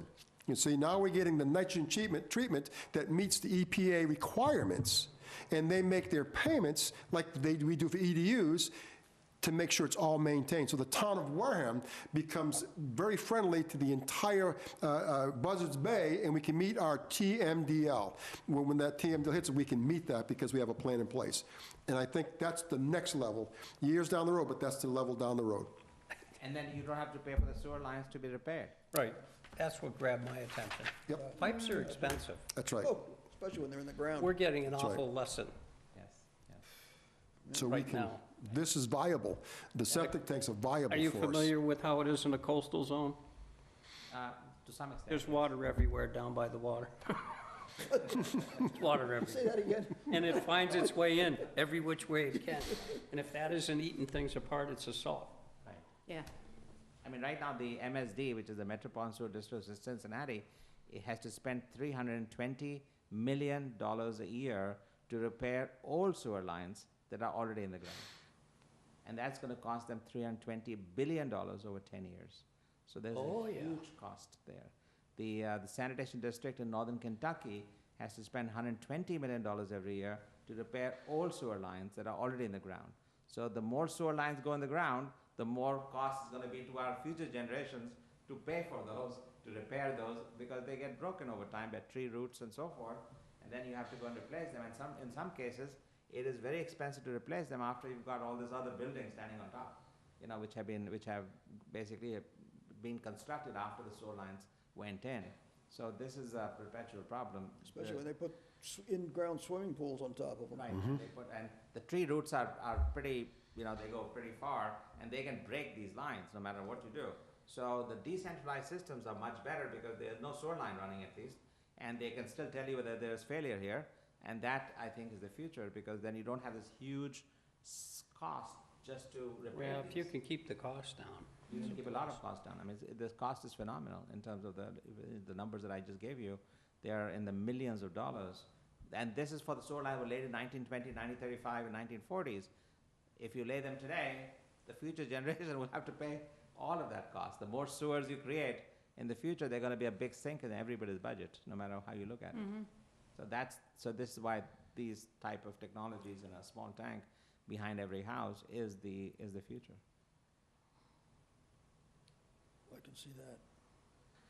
I can think of a bunch of places that could use Well, you that know, right you now. know, yeah, Jimmy, I mean, not to get off the subject, but your place in Maine, Absolutely. It's the all first thing I'm rock. thinking of. it would work. That's right. Oh, yeah.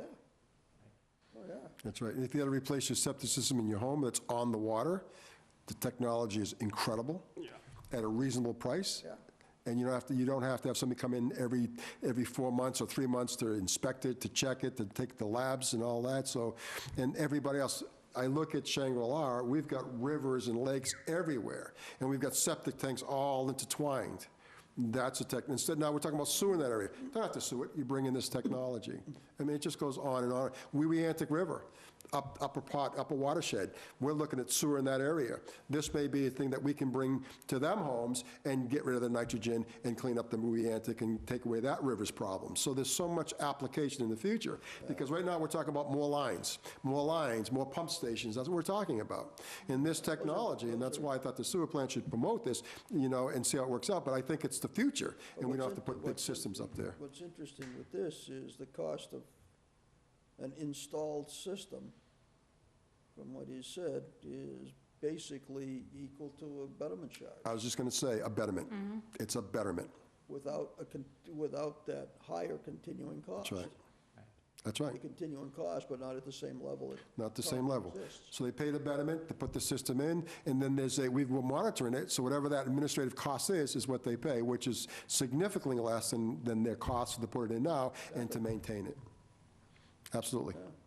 Absolutely. It's the future. And so as we look to expand, we have to bring these things in also, as the decentralization as well as central sewer. It's the future. I'm not going to see it all. You're not going to see it all. Well, maybe I will in another 50 years. Who Planning knows? on it. However, I know. But the bottom line is that we're making decisions today that's going to benefit those that come behind us. And I always say that, and it sounds kind of rhetorical, and to people tired of hearing it, but it's not about me anymore. It's about my children and my grandchildren. That's what it's all about. It's not about me anymore. And I think one of the things that's going on also in the US and around the globe actually is that centralized treatment plants with sewer lines, they take the water from the ground, you pump it from the ground, you use it, you flush it away, it goes into the sewer line, it ends up in the treatment plant. That plant puts the water back in the river or in a creek that ends up in the river. That water flows down and ends up in the ocean. So you don't get the water back. What we are doing is taking groundwater, which is only 0.1% of the total amount of water on this planet, and we are flushing it away into sewer lines, into treatment plants, into rivers, into oceans, and then they don't come back as water. So groundwater tables all over the globe are declining. This is what happened in Cape Town, in South Africa. Now there's no water now. You must have met with the EPA at some point. Because that's the, That's what they push, remember, Guy? At that Absolutely. meeting? They want recharge. they want recharge. They don't want to hear about an outflow, really. Right. So this is recharge. You use it on your lawn, it goes back to That's where what they it came. want. All those young kids working for the government. Right. They want recharge, because they know that they need drinking water 50 years from now, and we know that drinking water is becoming a major problem. We won't see it because we're good, Yeah. but the people behind us are going to see those very problems, and they're looking to solve them today so that so we can perpetuate. We talked about sustainability. If we don't do these things, then the people behind us are going to fight sustainability. They're not going to have the rights or the availability of water that we Yeah. have today. Basically, everybody on this planet are driving on the same one-way street. They'll all reach the end someday. Now, Cape Town is already there, Bangladesh is already there, India is already almost there, and the US is behind because of a lower population and bigger land, but they are all going the same direction. At the end, they'll reach the point where there'll be no water left, especially in places where there's no river and there's no ocean, so you can't desalinate, but then there is no place to live. So basically, this is what we're trying to prevent, is just going down the road and ending up where Cape Town is today. Cape Town is seeing that today. Wow. That's the problem. So decentralized is the way to go. This preserves the water table, this recharges the aquifers, this gives treatment water for the next generation, the generation beyond. We conserve the water as we should, otherwise there's no coming back. Once it goes into salt water, there is no coming back. Well, that never showed up on the 6 o'clock news. You get a better product, Guy. It's easier to Huge. find places to recharge. We can reach, even if we have to plumb it someplace. I'm trying to, even our lawns in the town, if we can just replumb the water and use it in our toilets, I mean, it's endless. It's just redirecting, because the water quality is going to be that good. It's huge. It's huge. We could put an RO system in or some type of reverse osmosis and bottle it and sell it. But my point is that we're not just throwing it away anymore. As EPA has told us at that meeting, we don't want you to throw it away anymore. Stop throwing it away. We need you to put it back in the land so we can have it for future They were generations. very coy with that. Oh, yeah. Oh, yeah. You're The absolutely outflow was right. great, However, remember? that's right. However, we want it back on the However, land. you better have an alternate plan for Absolutely. recharge. Because they're going to make us put 1% back into the recharge. They're going to say, okay, you can have 8 million gallons a day, no problem, but 1% of that has to come back to recharge. And that's going to be our obligation. Sticks in my mind, that. And she was very adamant. There was no, There was just no no. maybe. They It were was, real this is what you serious. will do. You will recharge. Because the SWIM program, which is talking about taking groundwater out of sewer lines, because the groundwater needs to be reserved for drinking, they're adamant, and this all ties into that, to that concept of don't take drinking water and put it in to our sewer water. That's why we had to fix the pipes. Now recharge, bring it back. Right. And if you have 8 million gallons a day of water coming through, trying to recharge the aquifer with that water is going to be not easy to do because the percolation rate is not that high. So you will have to have a huge amount of land just to percolate it back in the ground. But for a homeowner with 600 gallons a day of water, he can easily recharge his aquifer by just using his lawn and so on and so on. So it's easier to do when the flow rate is less. We're blessed with a lot of natural sand filters down Right. there. It goes quick. Right. So then you Wouldn't have to have have too a lot of much stuff. trouble. I think the technology, absolutely. I think the cell Funny is what great. those glaciers did down here. Yeah. It's just, You go 2 miles this way and it's all glacial till. Actually, you could walk over here in Hathaway. Yeah. You can't get anything to perk over there. Go another mile, you can't find Straight the end down. of the sand. You You don't can have go a to machine big Indian enough. Neck and have nothing but glacier, you can't even dig, and you can go to Parkway and you can dig forever. Yeah. It's just, you know, go to Oak Street, there's some areas you can dig forever, other places on Oak Street, you can't even dig. So when that till went through, it deposited, moved, so, but this technology is gonna allow us in those areas. I'm thinking that we began to head up to West Wareham, because to get sewer to West Wareham is gonna be difficult, because it's so sparse. So I've got a house, a lot of land, house, so to put a main trunk down at a tremendous cost, there's not enough people to justify the cost. And the betterments are gonna be out of sight. So this technology will allow us to get that area sewered, if you Yep. will, and at a reasonable cost to everybody, Cost everyone, yeah. Oh, you- everybody wins. all right, Thank you. let's move along. Okay. Thank you Thank very you. much for your Thank time you. It was and your presentation. very, very educational. So we'll keep What else you updating. got scheduled? Anything else, or you're going back? We're going back tomorrow, actually. Yeah. I would definitely like an update on your individual units. We're gonna definitely do that, because I'm interested, I'm not gonna let him get away. We'll update you on the grant, we'll update you on the numbers and the whole 9 yards and keep it going, and we'll keep you abreast as we're going along. I'm talking about the. No, I know, the septic, so that's not going away. We're going to be putting the septic right here, not very far from here. Otis Air Force Base? Yeah, at that base, right? Otis Air Force Base, they're gonna put one in here by the Oh, for a state. test, yeah, for a Yes, mock-up? for 6 months, after 6 months, they do provisional, and then he can sell it. Otis Air Force Otis Air Base. Force Base. One of the individual ones? Yeah, but they have a testing facility there. Yeah. That George Hausfelder runs, and that's where we're gonna be coming in through the NSF Yeah, for okay. the testing. It's huge, it's huge, it's huge, Good luck. The Cape Yeah. can certainly use it. Are you just putting in a single? absolutely. That's all they need for the test, yeah. And they, So they're gonna run it for 6 months. 6 months, they Or monitor just, it. put it in for a 6-unit building or something like that? So it's all, you can, again, it's proportional. So if they can prove that this many gallons goes through, then you just do the Yeah, multipliers. exactly. That's all, it's the technology you're looking for. Does the technology work? Once you verify the technology works, then you can expand it, because you have a core, you know, the engineers and the numbers say, yes, this technology works. So if it's in a 1,200-gallon tank or a 12 million gallon tank, the technology is what you're saying it works, and then you just expand it. It's the technology. It can be scaled up or down, no problem. Yeah, I can see that. That's excellent. Beautiful. Thank you. Thank you Thanks. very much. Thank you. Appreciate your coming tonight.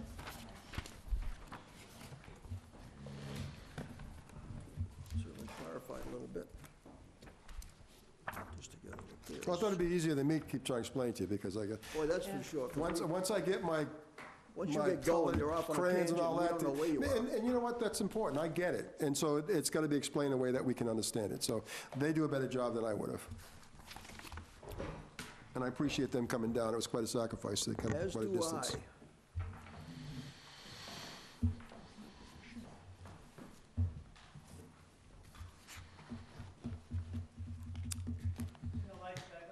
We can. I can't see Donna. I like it there. Yeah, it works. Yeah, but, you know, we had to get you to stop snoring. That's all. Come on, let's wade through this. Yeah. Don't do that. I know. Don't do that. Okay, where did I just put? Where the hell are you? Well, we went, Policies? yeah, Oh, sewer superintendent. sewer superintendent's report. Yeah, That's next. he's done. He's shut off. Yeah, he should be Absolutely, done for now. okay. Sewer superintendent, That's he's shut done. off for tonight. Okay, That's good. all right, moving right along, we want to thank you very much for your report, Guy. Bye-bye. You'll be around, I'll be out here maybe an hour if you want to call them.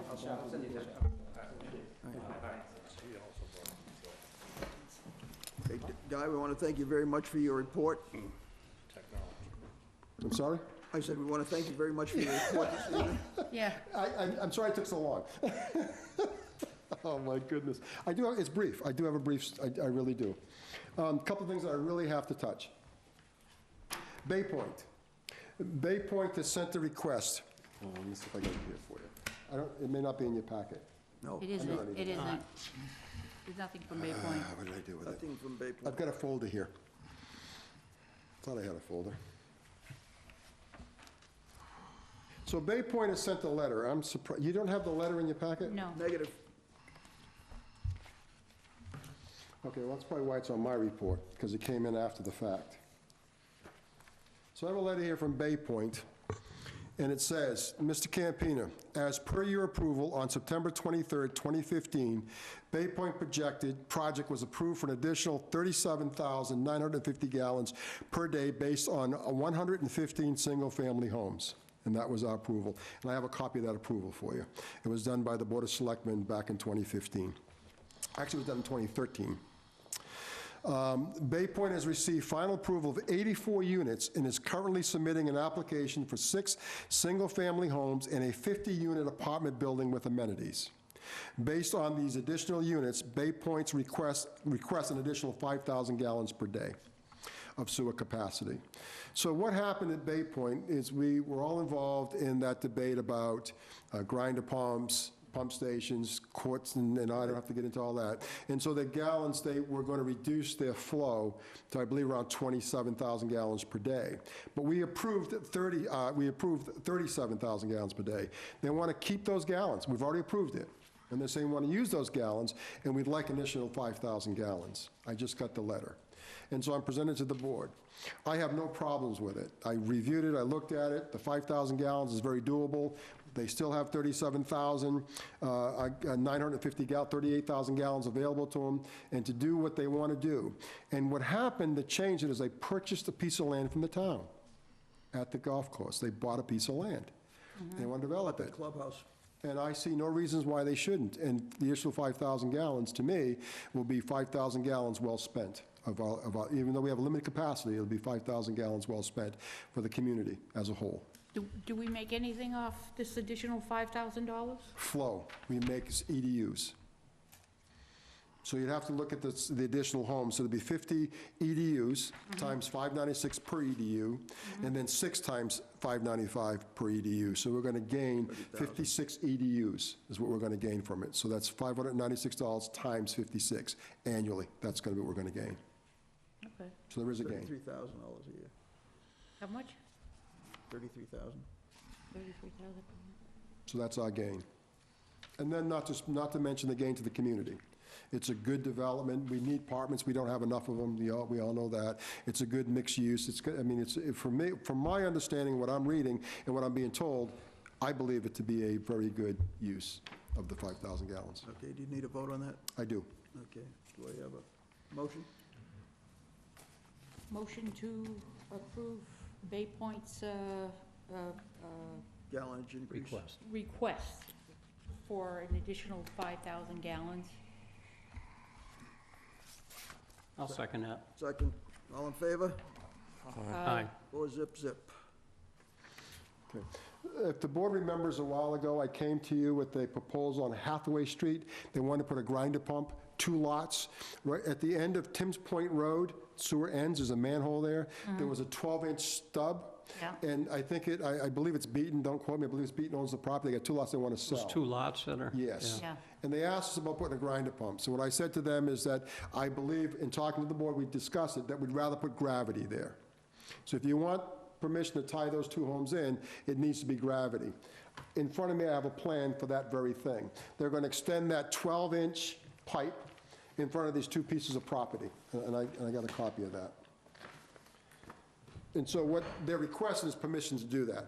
They're going to spend the money. It's their cost to put the pipe in the ground. It's their cost to refurbish the road. And it's their cost to bring the pipe to the property. We have no cost. It's all on them. What we're going to gain, again, just 2 EDUs. But what we need to talk about is the sewer development fee of $18,000 per. We have a policy that says if you used a pressure system, you can deduct the cost. We have no policy for gravity. So the question becomes, are we going to make some concessions on the $36,000 that they would pay us for sewer development with their investment of $60,000? That would be the discussion that the board would have to make.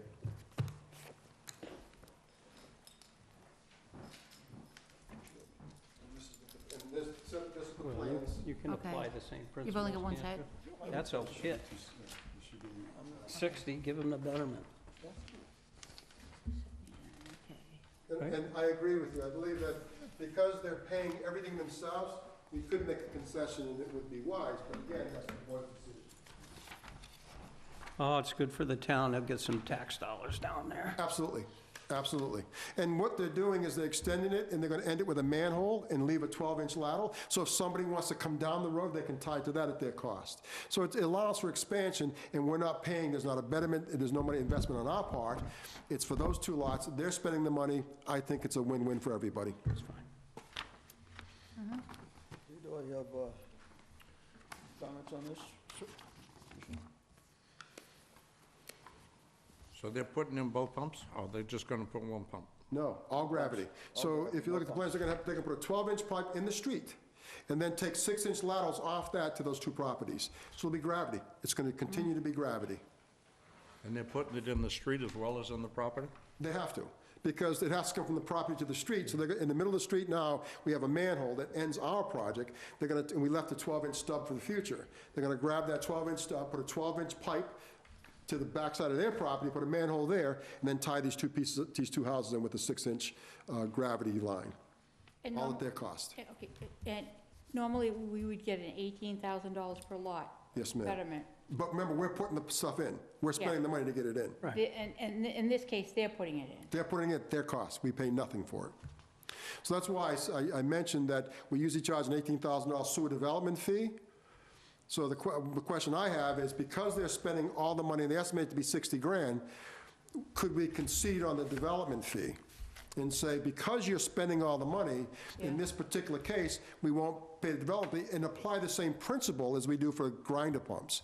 If somebody puts a grinder pump in, we reimburse them, all their costs is Credit them that, deducted. yeah. Yeah. And that's what I'm bringing to the board. I'd like I to would get, say we could do that. Well, I would make a motion that we accept Guy's proposal and let them do the piping at their cost Eliminate the, and eliminate the betterment costs. the development charge. I have a second on that? Questions on that? Well, I guess my only thing is, do you want to have some confirmation on what their actual cash outlay is? we can do that, but Just you want to can rubber see, stamp it. you can see the plans and you can look at the cost, but we can do that. We can get contingent upon, or contingent upon the cost of the plans. Because it was sent out to different contractors, and one contractor in particular called me, and his estimate was $62,000. That was his estimate, and he's reasonable. And so there's others, and it could be higher, it could be a little lower, but I think the $62,000 is a reasonable number. That's why I got the number from. We could just, maybe your guy could be copied on the accepted proposal. Absolutely. That would satisfy it. That would be, so- that would work fine. Absolutely. And we've done this before. Yes, we have. Yeah, And I want to clarify. I know makes where we've sense. done it, We have.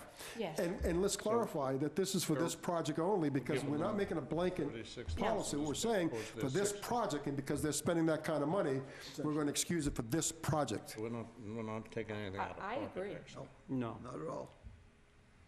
I just want to know we're doing it right. That's my I- only thing. and so we'll- I so think you'll there get should be the- some kind of confirmation. I'll try to get the 3 hard numbers to you. What they're actually The spending. total dollar Yes. amount of the contract, that's, and I don't want to know anything else. Okay, I just want to know that we're doing the right thing. okay. Well, we would be inspecting it anyways, right? Yes, we would. Yeah, but we wouldn't necessarily know Huh? what it was costing. Yeah. So if they, and you're right, so if they give me a proposal that's, You and they add say up we're going to do this a lot insurances and less, equipment then and we all that don't, crap. that's right, we don't give them the betterment or the sewer development fee. But their estimate's 62,000, that's what we're basing our decision on. That's If what it's we're not the basing it on. case, then we're not going to. I agree. Yeah. It sounds to me like it won't get ridiculously lower than that, so it's a pretty big hit. It's reasonable, because again, I got it from the contractor that was given the bid Yep. on, and he said, this is what it's going to cost. Yep.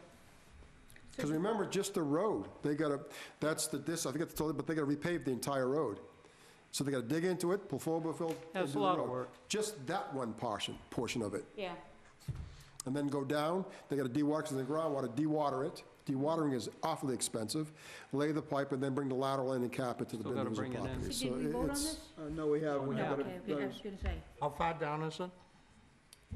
What do you, Our to manhole? Tim's point, the total, see, 3, 6, it's about 800 feet, What?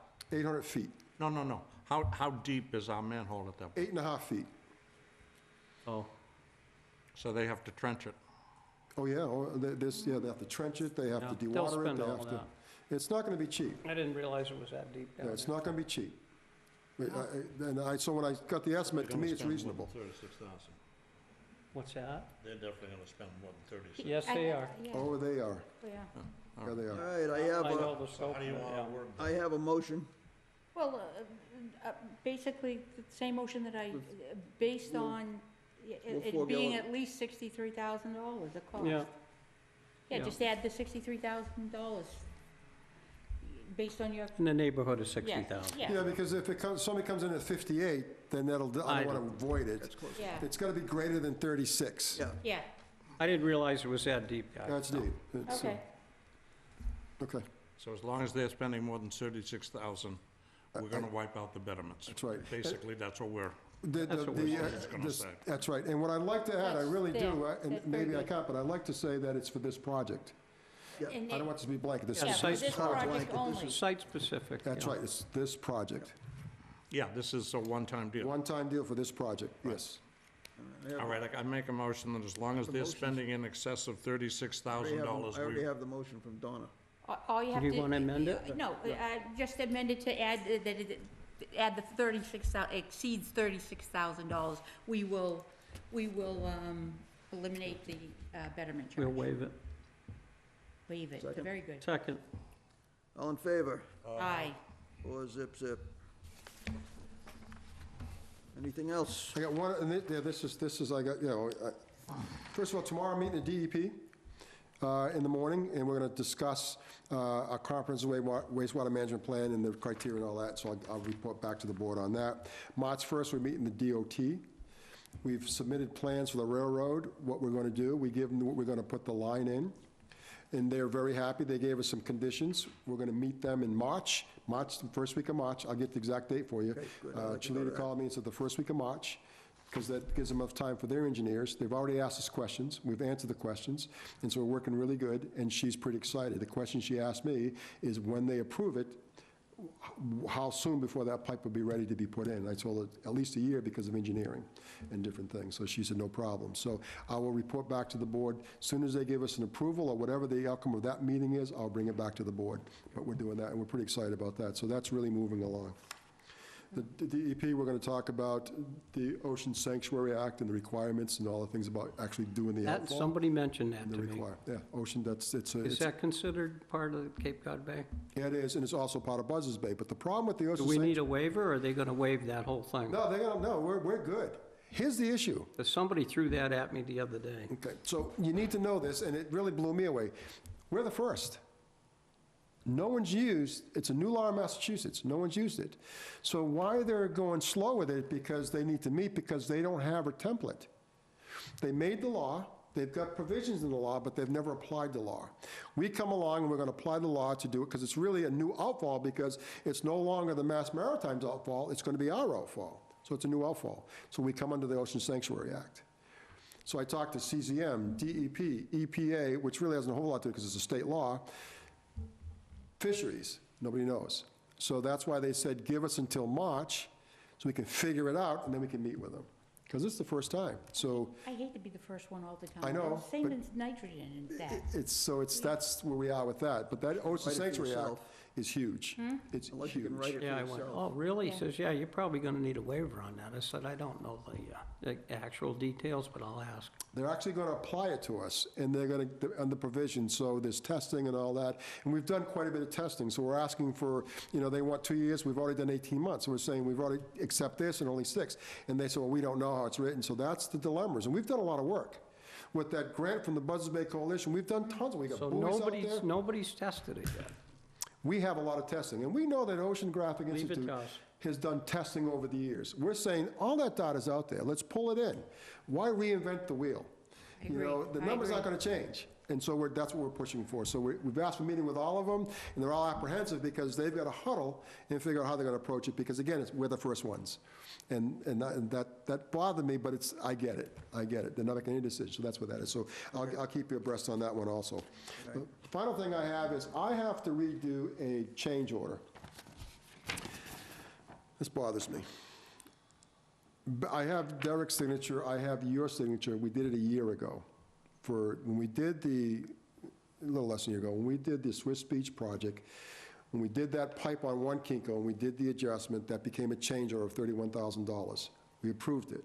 The board approved it, the chairman signed off on it. The accountant will not let me pay this until I get signature from every board member. So I'm asking the board to sign this so I can get this done. We owe them $31,000. We budgeted it, we authorized it, we just got paid until I get these signatures. I just want you to see these. I have Mr. Bernie's signature as chairman, and I've got Derek Sullivan's signature. Now we need everybody's signature to complete this transaction. You want today's date? Please. It's the 8th, right? Yeah.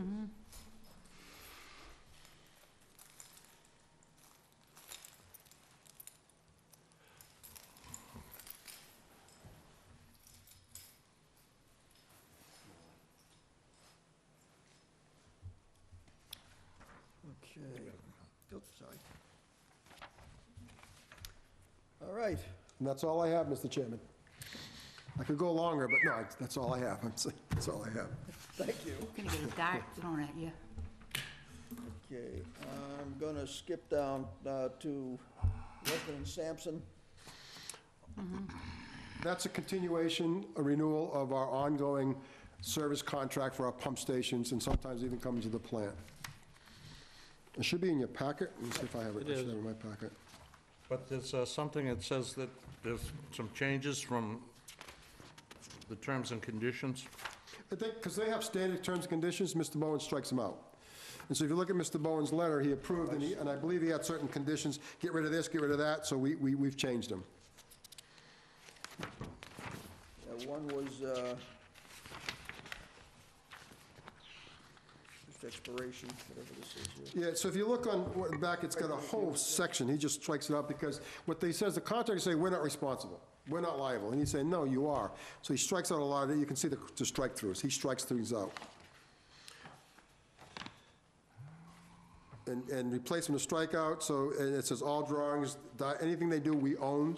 Yeah, because this says they own. They own, he changed it to we own, so he strikes things out, says, no, that doesn't work, that doesn't work. So those are the changes that we make, because everything we do, I always go to our attorney to review it, because he's more astute than I am when it comes to reading these foolish things. So This has been assigned by them. yes, it's all set other than the approvals, it's been through legal.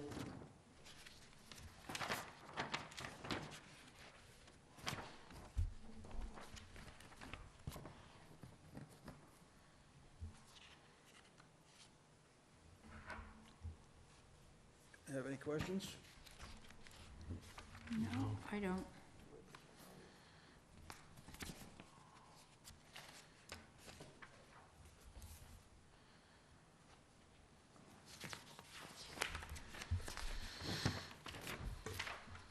So you need approval on this now? Yes, what will happen is there's a signature page, see, there's a signature page, and I have the original here. Yep.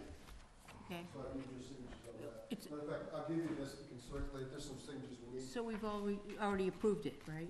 It's, yes. Yeah, So okay. we just have to sign it. This is minutes, it's for Peter, not you. Okay. This is for board signature, this is on Weston and Sampson, which we just talked about. Yeah. So that's there.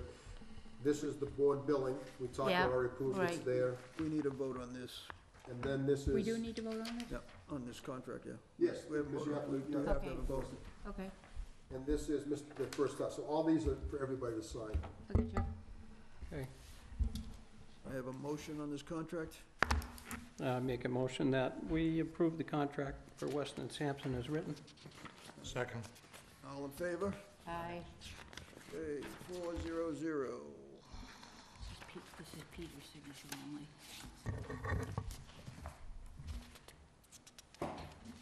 It's just for you, Peter. All right.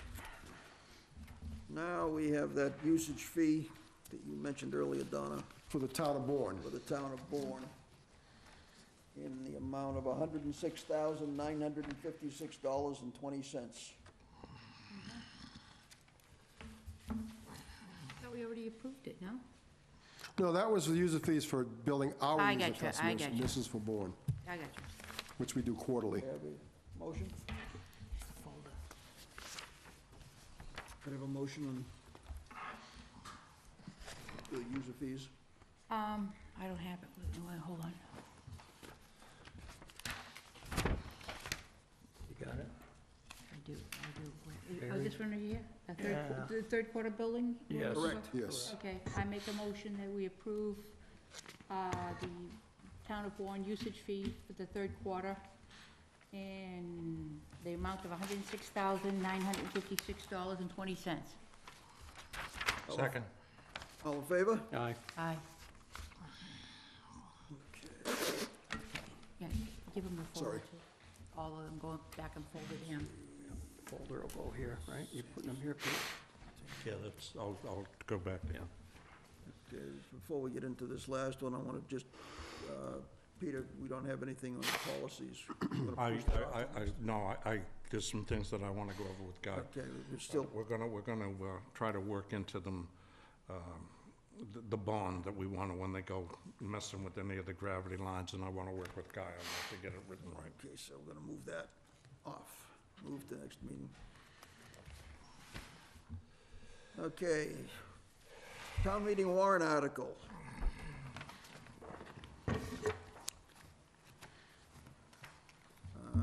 I did, I read Peter's response to that, and, I don't know if everybody else has read it, but I read it. I like to make a motion that we present this as written for the town meeting warrant. For the A special meeting, town meeting. town meeting warrant, that's right, Special too, town special meeting, town meeting right. warrant.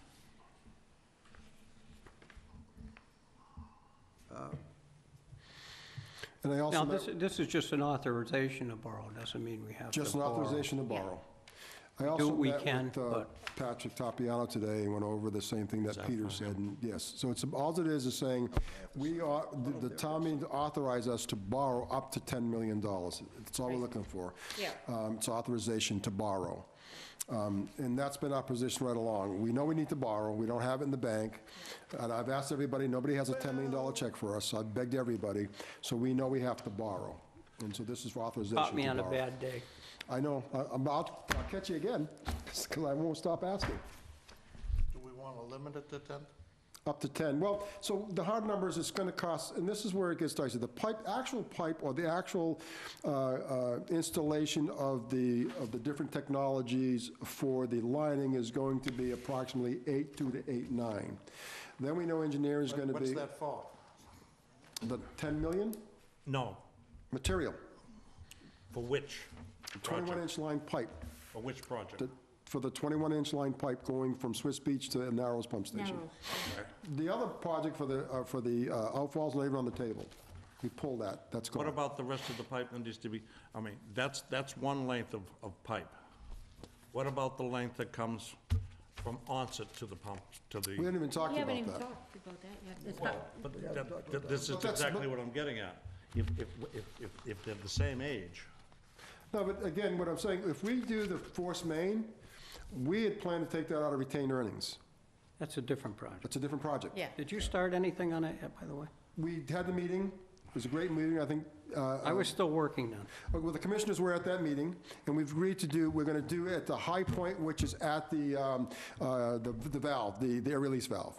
We're gonna pull that valve and inspect that pipe, pull the coupon and see where we are.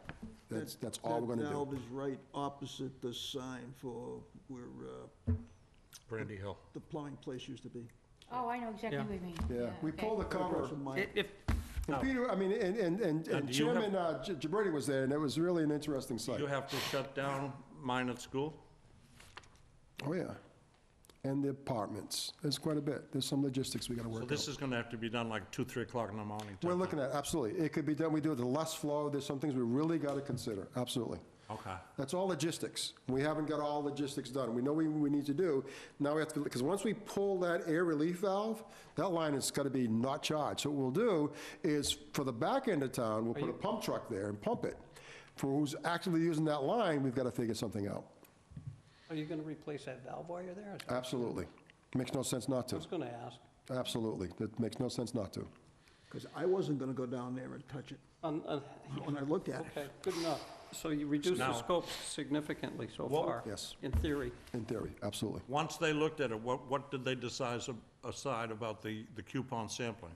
We're gonna do that when we take out, we're gonna have to take out the air relief valve. We looked at the pipe that it's tapped into, that's shaky looking too. So we're gonna cut out about 18 inches, Yep. put a new air relief valve, and out of that 18 inches, we're gonna take the coupons. So that's gonna be one cut right there, we're What do done. you use, dressers on that? And how, Absolutely. Yes. and how do they plan to splice it back together? With dressers, either mechanical dresser, we don't know yet, With but the- one thing is mechanically. There's Literally another one mechanically. too that works good I've used. And I may ask you for your advice on that. But right now, we're looking at mechanically tying them back together. Sounds good.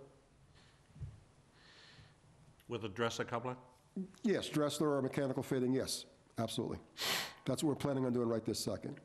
And if you have anybody, other technology, let me know, because I will present it. And the engineer's looking at all technology, but right now, it seems to be the best way to go, mechanically. Best way to go, whether you flange and flange, whatever, we're gonna mechanically put it together. And when is this going? Well, we had a meeting, and it's gonna be soon, because we're meeting right now, because they have to do, now they have to take that and put it on paper. They have to have plans. We have to have approach. We can't just willy-nilly it. We gotta get we gotta order and look at the new air relief valve. We've got a plan on, they're measuring the manhole, making sure it fits there, can we put the mechanical in it? They're doing all the logistics. And once that logistic is done, then we're gonna whale it. So is $10 million gonna be enough? No, for this project, it's gonna be, That's not No, done. oh, Separate part. I'm sorry. yes, $10 million for the 21-inch line, $10 million is gonna be enough. Gotcha, okay. Yes, and that All right. includes the actual material, the lining, the labor, the bypass, the engineering, and plus the contingency of, I forget the percent, 3 or 4%. Anything over, you cover, right? I'll cover. Does that include moving the pool? No, that's gonna be on the owner. I'm really hoping we can buy some time on that pump pipe, the pressurized pipe. I'm hoping, we see we'll have good, because that's the work. Did you inspect the pipe around the vent? Yeah, it looks, the valve and the It pipe, probably should be bad. oh, their history. I wouldn't even touch it, wouldn't even climb in the manhole. I'll tell you where it Did you go back far enough to find it where you thought it was sound or not? We'll do that when we cut it. when we take the You're gonna have a coupon. couple lengths of pipe there then, is Yeah, what you're then we're telling gonna me. look and see, absolutely, we're gonna try to look, absolutely. But it looks really good when you keep the cover on it. It's really, I mean, it was scary. Well, I'm glad you're trying to cut the expense a little, so. It makes sense, and we'll do it If it- definitely. Yeah. And the board will be involved with this whole process. As we move, we get the paperwork, you'll be involved, we'll make sure that we're doing the right thing. Absolutely. And my thoughts are, whatever you see here, we'll probably see an onset, because they're the same age. Be interested to see what the visual is once you get away from that vent. Absolutely. Be careful. Do they, Very careful. do we have the same situation on the pipe coming in from onset? We, Do we have an aeration valve we could check? yes, because what happens is, when you get high points, you have, because that's where the air's gonna catch, so yeah, Do we have one on that? absolutely, we have an air relief valve on that also, yes. We'll do the same thing, we can do the same thing. Well, But here's my point, if we do, no matter what we do, we gotta replace the air relief valves, no matter what we do. no question. All right, no That's- question. That's not where my question comes in at all. My point is we're asking for $10 million, assuming that we're going to have to reline this pipe. No, we're not. The 10 million has nothing to do with this pipe. Nothing to do with this pipe. This We're pipe, talking about this. We're talking about the one from Merchants Way to Ripley's. beyond Ripley's to Mather. Right, but I mean, and Swiss basically, Beach, yes, to give them that's the some, simplest. that's all we're talking about. The 10 million, that's all we're talking about.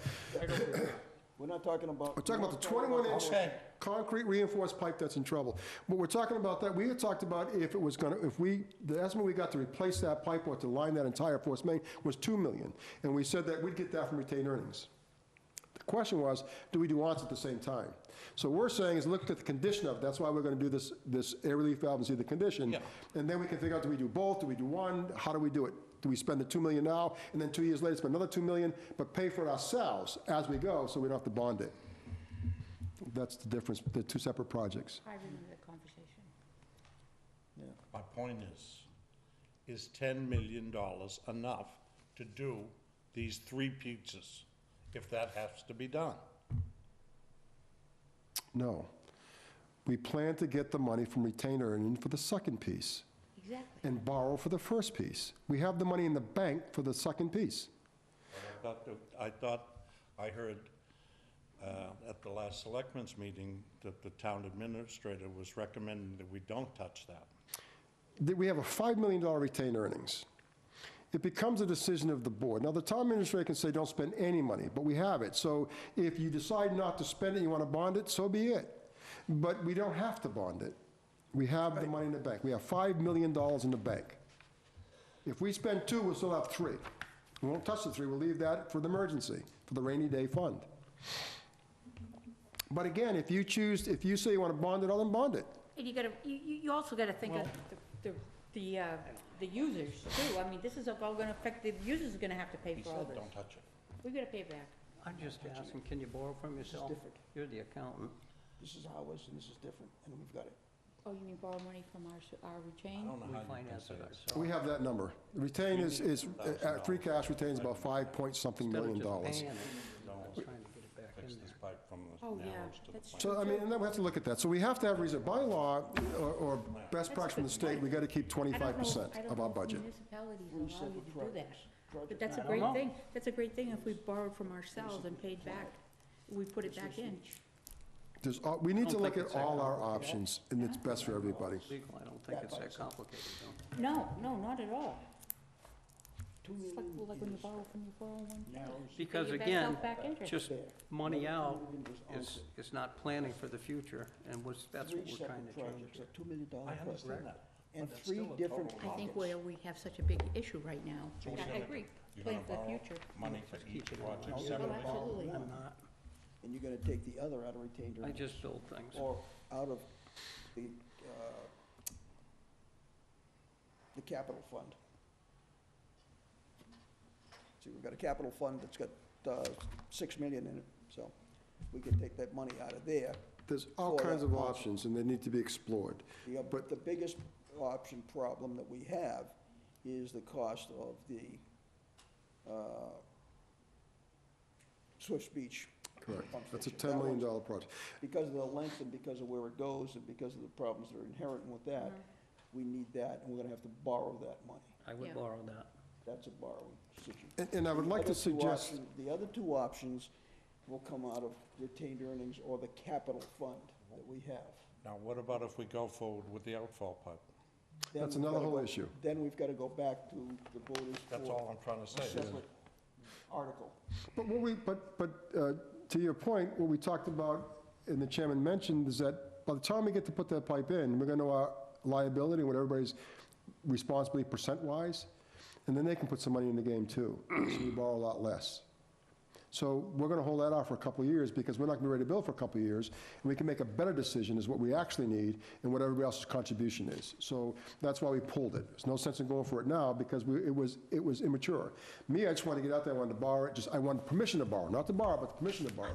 But to the chairman's point, we're not there yet.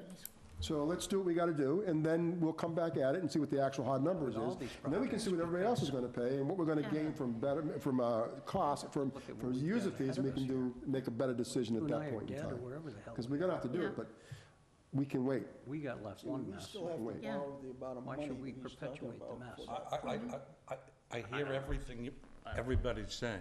Right now, interest rates are lower. It would seem to me that this is the time to borrow the most money, not wait 3 or 4 years and No, get the project I done. disagree, and I'm gonna tell you why I disagree.